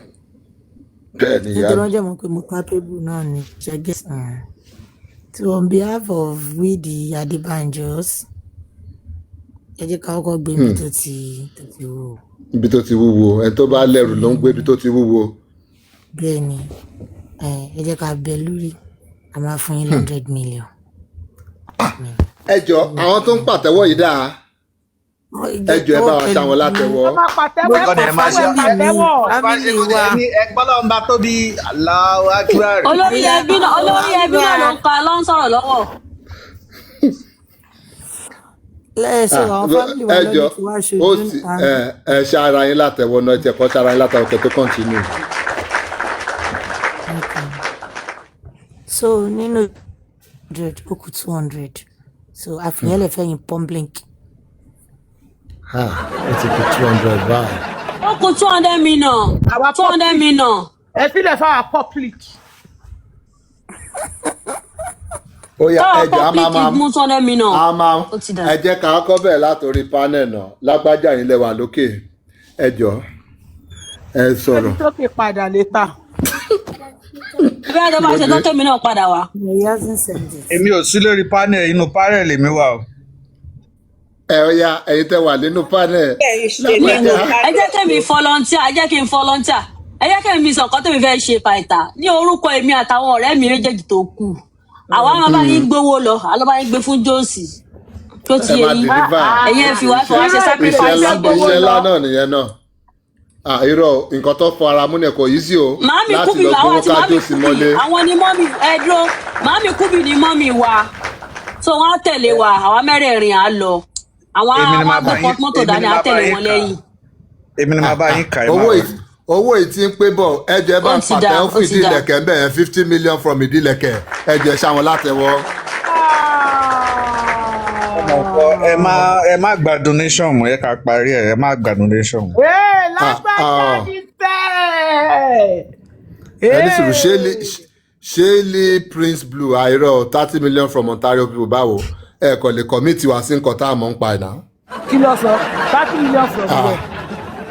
From Ontario people ẹ̀yin àtàwọn wo Ontario people bá. ọ̀nà wa kéré nínú 300 30 million ti kéré jù from Ontario people. ìṣàn donate 100 million wọ́n ní comment section donate 100 million. wọ́n ti kọ́ bá àwọn comment section o. But seriously speaking Pythagoras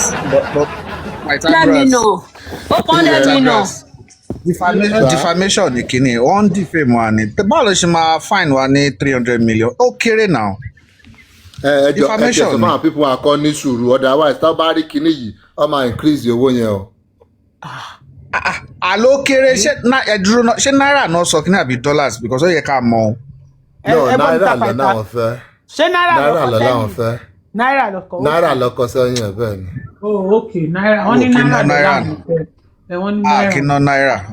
ẹ ṣe o ẹ ti ẹ ṣe ẹ̀yin èèyàn tẹ volunteer Ọlọ́run mo ti ń rò bá ń pé báwo mo ṣe fẹ́ lọ ta kidney mi báyìí sí mo ti ń wò pé kìkì ń lọ wá àwọn kòkòyé tó máa bá mi tó máa. àìrọ kò lè tó yẹn ìyá mi. Ọlọ́run ò ṣe ọba tí ò ń dojú tẹ̀dá lọ lọ́hùn àbẹ́rẹ́ bó ṣe ṣe wẹ́rẹ́. Queen yẹn ti sọ pé àwọn máa support wa pẹ̀lú crypto àbí bitcoin lọ́nà àfẹ́ lónìí. bóyá máa jẹ́ ni.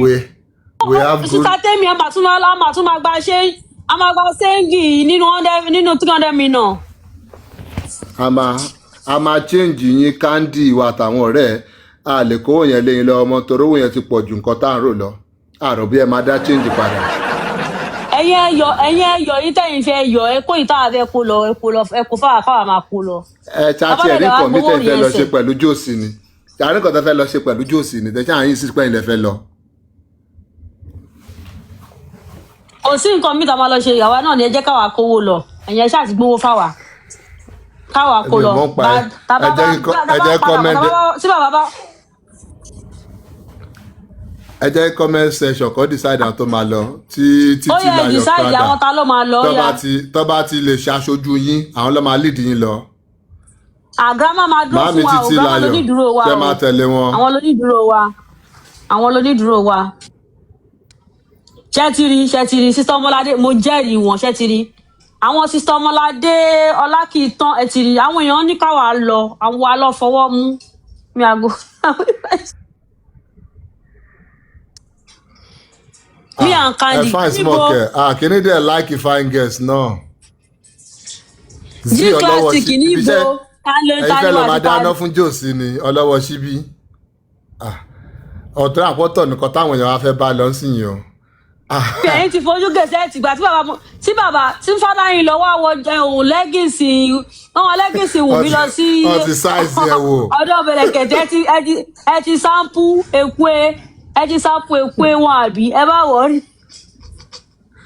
irọ́ náà ọlọ́jà wà ẹ lè lọ you are dear to my heart no I cannot release you for that kind of mission. ọlọ́jà ìwà ìdúró lé ẹ lọ. ọlọ́jà yẹn dúró lé àwa la máa lọ èmi màmí kú bí. èmi ò tiẹ̀ lè gbà kọ́ lọ. no. mi dé àwọn mẹ́rẹ̀ẹ̀rin màmí máa ṣíwájú àwa máa tẹ̀lé wọn lẹ́yìn. Karen Stephanie ikú òjijì lẹ fẹ́ jẹ́ kó wọlé tọjọ́ sí yẹn. wàhálà ìwọ̀n ní síwájú tó fi máa kú. wọn ò ní súnmọ́ jòsì tó fi bus stop lọ́sì máa wà kí jòsì máa fi gbẹ́mí mi.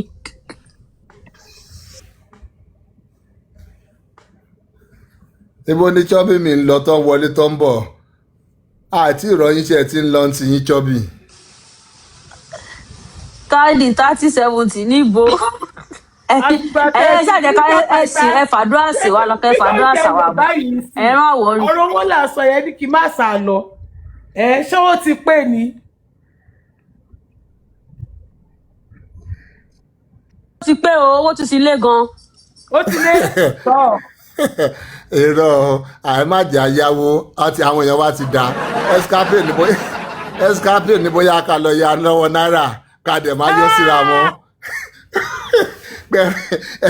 ẹyọnu royalty wa tó wà nílẹ̀. ẹ tún yọnu royalty tó wà nílẹ̀. ẹ bá a kó yòókù.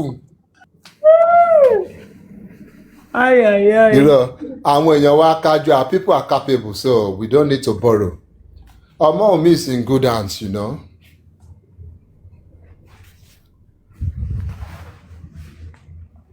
ó ti pé o asúlájẹsẹkù. ẹ ṣe èèyàn ẹ má dáwọ́ mọ́ ẹ má dáwọ́ mọ́ ẹjọ́ ó ti pé o 300 million ti pé o ó ti pé o ó sì olórí ẹbí ti gbé 100 million lẹ̀ comment section sí 100 million lẹ̀ màmí ìdílé kẹ́ ti fi 50 million lẹ̀ adẹ̀ ti ní 50 million bíi márùn-ún kí ló tún wá kú owó tún sí lé. so ẹ má wọlé mọ́ àwọn owó máa yájò sí gan lówó ni. àwọn owó kéékèèké yòókù dẹ̀ ní kẹ́ dá àwọn owó ta ní kẹ́ dá yẹn àwọn yẹn ní kẹ́ dẹ̀ lọ rí òsì fún. ẹ bá wa kó dání tó táwọn máa padà dé àgbówó mọ́tò. ẹ̀yẹ kó ìtókù dání. jòsì á fún yín kọ́ọ̀tì inú owó yẹn náà nà. ok tán bá rọ́wọ́ fi yọ kọ́ọ̀tù tán wá fẹ́ fún wa ṣá. tẹ́wọ́ wọn máa bízì ni àbí kí ló fẹ́ ṣẹlẹ̀. ẹ mọ̀ pé tọ́wọ́ àbá ti gbọ́ owó pọ̀. ti gba pa lọ́wọ́ wọn àtẹ́sẹ̀ nǹkan. ẹ má pa jòsì fún wa o. jòsì o olúwa dá jòsì sí fún wa. fada iná. ọ̀nà òun elderly person to act shamefully tẹ́lẹ̀ nǹkan wetin you be. They did not submit tí ẹ kọ submit o kò kọ submit lọ́dún yìí they did not submit. bàbá àdáṣe yẹn náà wà nù nǹkan tó kọ ni. ó wà bẹ́ẹ̀ ó ní ìkọ́jíjọ wọn ò mímí. jọ́ọ̀dù ló máa kà yẹn tí ò ní wò pé bàbá yìí náà ṣe ń ṣe rádaràda. tẹ bá ṣe rádìó orúkọ tó ń pè rẹ sí sátẹ́mì ó bá jẹ́ rádìó ìsọ̀tù tó ń pè rẹ. ó máa búra ẹ̀ gan-an. ó búra ẹ̀ gan-an o. irọ́ ni èmi ti sùn mo ti ẹ̀ mọ̀ mo fẹ́ sùn ayé sórí bẹ́ẹ̀. ìsátẹ́mì bàbá ẹ fi wọ́n lẹ̀ yín tẹ́tẹ́ mental health yín ti dàrú wọ́n ti. agent ni gbogbo yẹn ẹ mọ̀ pé àwọn tó ní mental health yín ti dàrú náà wà nínú sùúrù èyí tí mental health yín ti bàjẹ́ tó ti bà mental health yín jẹ́ òun náà wà nínú. ẹ bá dupsi bẹ́ẹ̀ ṣe ń dáwọ́ tí Wunmi àmọ́ lè gbé kéèsì wá against dupsi náà orúkọ tẹ̀yìn náà wà bẹ́ẹ̀ pàtà o. irọ́ èmi clinch mọ́ Wunmi ò lè fi mí sílẹ̀ bẹ́ẹ̀ báwo yẹn bá ń ṣe tọ́jú ẹ̀ wá ṣe tèmi náà mọ́. òun ló dẹ̀ pè mí kò ní pé mo dá sí i mo dá sọ̀rọ̀ yẹn òun ló kọ̀ pè mí níbẹ̀ Dupsy ló ń dá tó lọ ń sọ̀rọ̀ lábẹ́lẹ̀ tó ń pa àwọn public maga. Ìta wà nù kínní yẹn gan. Ẹni tó sọ pé bó ṣe máa jẹ́ nìyẹn àbúrò mi, wọn ò sọ orúkọ yẹn rárá. Wọ́n mú yẹn mọ imagine. Wọ́n sì mọ̀ pé àti fúdù òsì ọwọ́ yẹn ló wà. Wọn ò yá mú wọn káyọ̀ wọn má tètè bàjẹ́ kọ́. Backup singer mọ̀ ọ́ fi ṣègbò lè backup singer lè sí ni wọ́n. Ó ti èèyàn mọ̀ kọ́ wọ́n mọ̀ pé ẹni yẹn ló máa ń promote orin àwọn ló jẹ́ káwọn ta káwọn jẹjẹ. Ọmọ lè láàrin èmi àti jòsí Ọlọ́run. Ọmọ àní. Ẹ má máa bínú orí. Ẹ stop ẹ lè láàrin èmi àti jòsí. Ọmọ àní kéèyàn máa ń rìn lọ́jọ́ tí ebi ń pọ̀nà. Dupsy tó máa ń dákẹ́ jẹ́jẹ́ tiẹ̀. Dupsy tó máa ń dákẹ́ jẹ́jẹ́. Ọjọ́ yẹn lọ́lọ́ mute tó pa àwọn public maga. Maga gan bá sùn lẹ́tà wá. Ẹ dúró sọ́kọ orúkọ Dupsy sí ni. No, maga yẹn lọ fi sí. Àwọn lọ́sọ maga ọ ní another voice echoed maga. Àwọn ní other voice tó wà ní àwọn náà ti admit yẹ. Ògúngbè kẹsẹ̀ lọ Mr. Kabir ló fẹ́ máa kó tí ẹ̀ máa kó tí. Ìyá oníyà tó dẹ̀ máa ń lọ jẹ́jẹ́ ara. Ọ̀rọ̀ ìyá oníyà kan lélẹ̀ ó tiẹ̀ ó tó kí Dupsy fara kó skibọ̀ ṣèbí lọ́ọ̀yà àjọlẹ̀ yìí méjèèjì. Tí wọ́n bá rọ̀gà mú wá ṣàrọ̀mọṣẹ́. I'm not shaking. Táwọn bá tàgọ̀ wá ṣàtọmọṣẹ́. Òun lọ ṣe. Lọ́ọ̀ tí mo kọ́ bíbá ẹ̀ máa fi báyé Ògúngbè jẹ́. Ló bá tán. Mi ò fẹ́ o.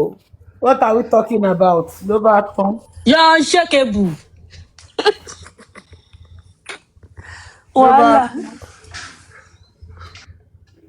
Yétí Olú kí ló tẹ̀ ń pe Dupsy ní toddler lawyer. Toddler báwo. Serious lawyer. Baby run lawyer. You are defaming me. Nítorí náà, àwọn aláàgbà lọ́wọ́ ẹgbẹ́ mo rí agbójú fílẹ̀ látàrọ̀ tẹ̀sí ní get back behind you. Every defamatory comment against you will not be tolerated. Aláàgbà respond lọ́wọ́. I will not tolerate you. Ẹ fi wọ́n lẹ̀. It will not be tolerated at all. Hey, Candy, you know they on the list. List Simbo. Wọ́n á mú gbogbo èèyàn wọn mú Candy. Tó ń sọ̀rọ̀. Báwo bá tiẹ̀ mú Mr. Paita èmi gan ajá. Wọ́n mú mi. Josie is dear to my heart.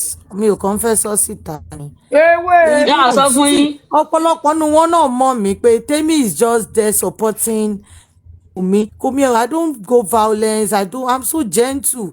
My own take is do it right. Just do it right. Sister Temi, gbogbo yẹn ò le. Ọ̀pọ̀rọ̀ kágbọ̀n. Wọ́n ti ní gbogbo ẹ̀yin yòókù tí wọ́n kọrúkọ yín. Èmi kọ́ ọlọ́mọ àyíké mi ṣì rìn lọ́jọ́ yẹn tí Wùnmí fi porúkọ mi. But then. Ṣé ra àwọn ará comment section? Ṣé rí? Ṣé mi ṣe ra àwọn comment section tán rògbò mi? Ṣé rí wọn?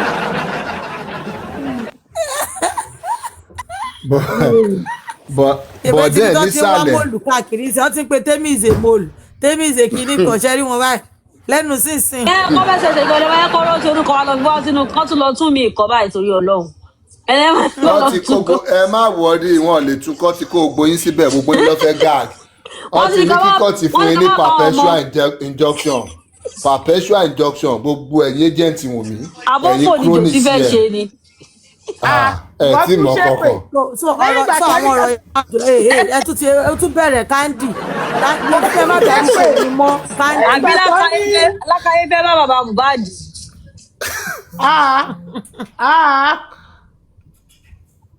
Káwọ̀ bá sọ̀rọ̀. Hello, àná mi. Candy lórúkọ ẹ̀. Rename ẹ wá lọ́mí àti address. Ẹyin bọ́ọ̀sì. Àná mi. Ẹyin bọ́ọ̀sì. Sister Temi. Ẹyin bọ́ọ̀sì. Àná mi ni. Ẹ má bu ohun mọ́ ẹ tún bú àná mi. Mi láìkẹ́ o. Pálápà náà yín dànù. Ọgọ́ wọn bí ọgọ́ ọmọdé yẹn. Tátúndé jet bamso ṣé o gbé tún ti ń fẹ́ jet síwájú orúkọ yín sì ni. Ṣé pálábà dá yín mọ̀ ni? Ọ̀rọ̀ ti lọ. Ẹ ti fẹnu wúkẹ́ ṣe àwọn lọ́n ṣèjì orúkọ. Ẹ jẹ́ kó tiẹ̀ fi sí ọmọ ètè mú wọn ní àwọn agent bamso. Ẹ jẹ́ kó change ọtí máa mú wọn ní. ti tẹ́mi tó ń sọ fún gbogbo wọn gbà yẹn pé ẹ má bùjò sí bàbá Liam ní kẹ́ face àbábá gbà lọ́sùn àbábá gbà lọ́sùn tù yìí ṣe àbí 300 million àbí kíní. ẹgbọ́n òun náà ti bínú yìí wọ́n ti lọ fi wọ́n ti release defamation suit ti Wùmí náà wọ́n ti release ẹ̀ síta kí lè tẹ gbé pamọ́ tẹ́lẹ̀. But ẹ máa gbọ́ sísá tẹ́lẹ̀. Wọ́n ti ní pé tí wàá fi tàwọn ṣe yẹ̀yẹ́ báyìí torí Ọlọ́run. But sísá tẹ́lẹ̀ kí wọ́n kọ́ máa wù mí fún wọn kò sí ìkankan tó bòdì nínú wọn láti wá kànà. àwọn ò no bẹ́ẹ̀ ṣe wá bá ti tọ̀dọ̀ wọn jẹ́ ìyẹn wá ní kó má gbé. wọ́n ti lọ gẹ́ síta àwọn pípọ̀ yóò tiẹ̀ lé wọ́n lọ gbé wọ́n lọ sílẹ̀ kan wọ́n lọ yẹ lábẹ́ bẹ́ẹ̀dì tó máa ń tọ́jú bàtà bẹ́ẹ̀ lọ ti lọ yá. ẹ̀yin lè máa pa àwọn pípọ̀ yìí. lẹ́yìn ọ̀pọ̀lọpọ̀ so tó ti yà sórí ẹ̀ wọ́n lọ wú jáde. ẹ dúró náà látọ̀ sí kéèlò. kéètò ń gbàdúrà mo sọ fún yín pé tá a bá ba kíní ẹ̀ jẹ́ mọ́ ọ lọ́wọ́ sùn á bẹ̀rẹ̀ sí ní ké ṣẹ́rẹ̀ pé mo parọ́ ni mo sọ fún yín pé a máa tó bàjẹ́ mọ́ ọ lọ́wọ́ ẹ tètè gbé jáde ẹ máa kà ẹ gbé fún ìyá yín àgàgà tó bá tutù kó kà. una go explain tire no evidence. ta ló fẹ́ kà á fún wọn báyìí torí Ọlọ́run. ẹ̀mọ̀kan tí baby elephant máa ń ṣe ó máa lọ copy and paste ẹ̀ sórí page ẹ̀ àwọn tó bá fẹ́ kà wọ́n máa lọ kà wọ́n máa kà ọ̀ pàtọ́gàn ìpè lọ́ máa ń padà ṣe lúkú elétè pọ̀ mọ́ 24 hours lúkú àfi bá wọn kà á dẹ̀ fẹ́ ìjà tó kú mbẹ̀ òun àti Yankuli àwọn tó máa kà á nìyẹn Yankuli fọ́tán àwọn tó máa kà á nìyẹn. definitely ó ká wọn lára kí ní kẹwàá kan tà ṣáà pé wọn gbé jáde fáwọn tiwọn wọn ò fẹ́ kọ́ mọ̀ nǹkan táwọn sùn sí ọ tí wàá gbọ́ tẹ kà lọ́sẹ̀ lọ ju ọ pé ó ká wọn lára ní ìyá ẹ bá ti kọ́ síbẹ̀ pé please don't take this out ẹ ti kọ́ sí ọwọ́ ìsàlẹ̀ ẹ ti máa ń tètè bínú ju nǹkan kékeré ẹ̀jẹ̀ bá máa bínú láti gbàgbé pé ẹ kì í lọ́tọ̀ fáwọn sọ̀pọ́tà yín ẹ má bínú. tá a bá kà ẹ sunkún ẹ láàkà. no irọ́ ẹ̀yin lẹ ṣe nǹkan tí ò dáa o ẹ mọ̀ pé gbogbo nǹkan báyìí wọn kì í fi àwọn supporters wọn wọn fẹ́ kọ́ mọ stupidity àwọn nísàlẹ̀sàlẹ̀ báyìí nǹkan tẹ́ ṣe yóò dáa. ẹ pẹ̀lẹ́ àwọn èyí tó bá kẹnu yín kọ́ fún wọn fídà. ẹ̀yin àná wa Candy mo máa bẹ́ẹ̀ jà o. ẹ máa ná Candy o ó ti máa ń tètè bínú jù ṣe bọ́ọ̀rọ̀ yóò yẹ kẹ́ sáré sọ fún wa ní kẹ́kọ̀ọ́ tó ṣe dùn wá o ẹ má bínú o. next time ẹ máa inbox ẹ jẹ̀bù rẹ̀ àwọn olùgbẹ̀bẹ̀. sista tẹ́lẹ̀ ṣe máa bẹ̀rẹ̀ ẹ ti ń pa àkọlá lọ wa ṣèbí kan tí ẹ náà ní kẹ́ bá ń gbọ́ ọmọ nìyẹn.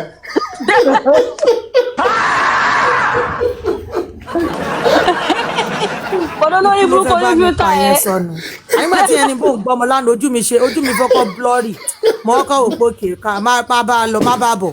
Ọwọ́ sọ pé orí kí wọ́n gbọ́ ọmọ lánàá. Lagata ni mo bú ní bọ́lá láti ṣe ń bú mi Lagata ló kó sí mi lọ́wọ́ lánàá.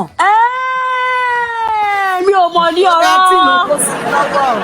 Èmi kò fẹ́ fún wọn jẹ́ ní. Ló bá rí pàṣẹ mò ń wo ló bá sọ tèmi ọmọ mi tán ló wà lọ́wọ́ ẹ̀. Bá mi bá ọmọ mi òkè lọ ṣe DNA.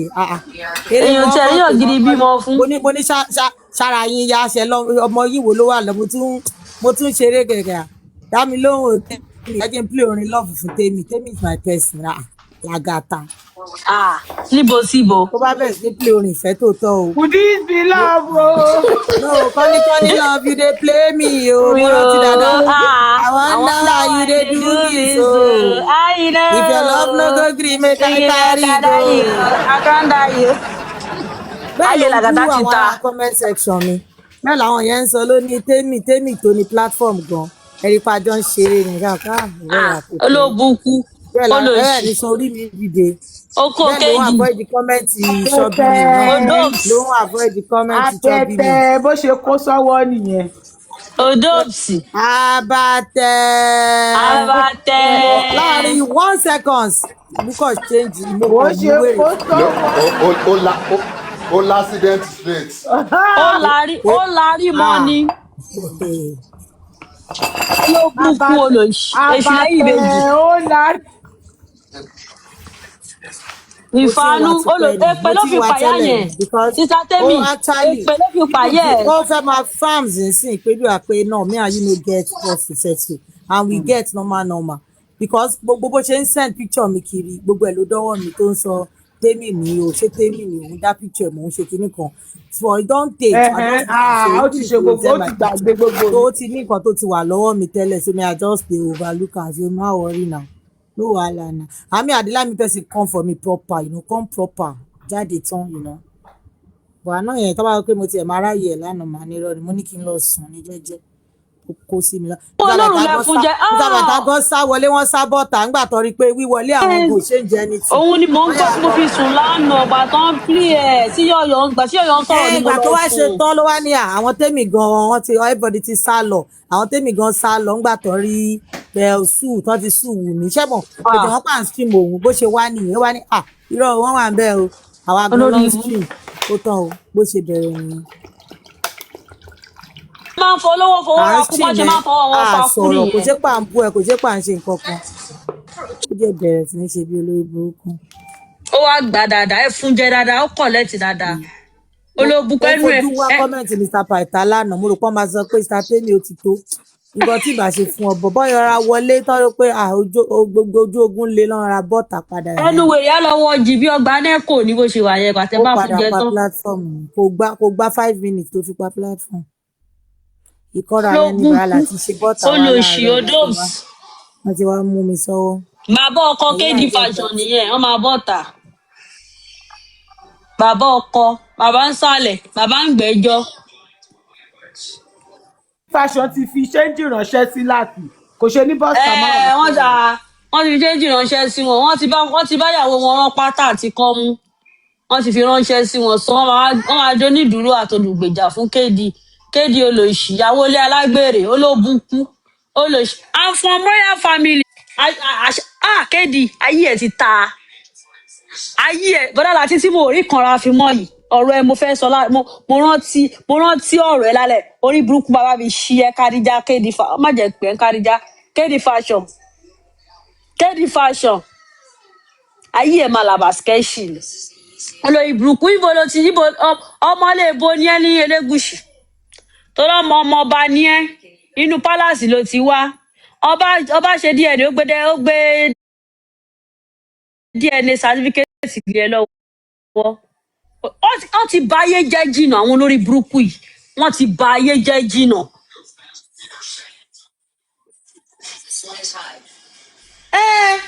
àwọn olórí burúkú tẹ́ bá jọ wà lórí ara yín ẹ máa fi irọ́ wọnú rọ́ release spam wọnú kọ́ọ̀mù rẹ̀ yóò lórí ibú méjì. aṣọ kẹ́mi mọ́ pé ẹ̀gbọ́n mi ṣàmújẹ ń rojọ́.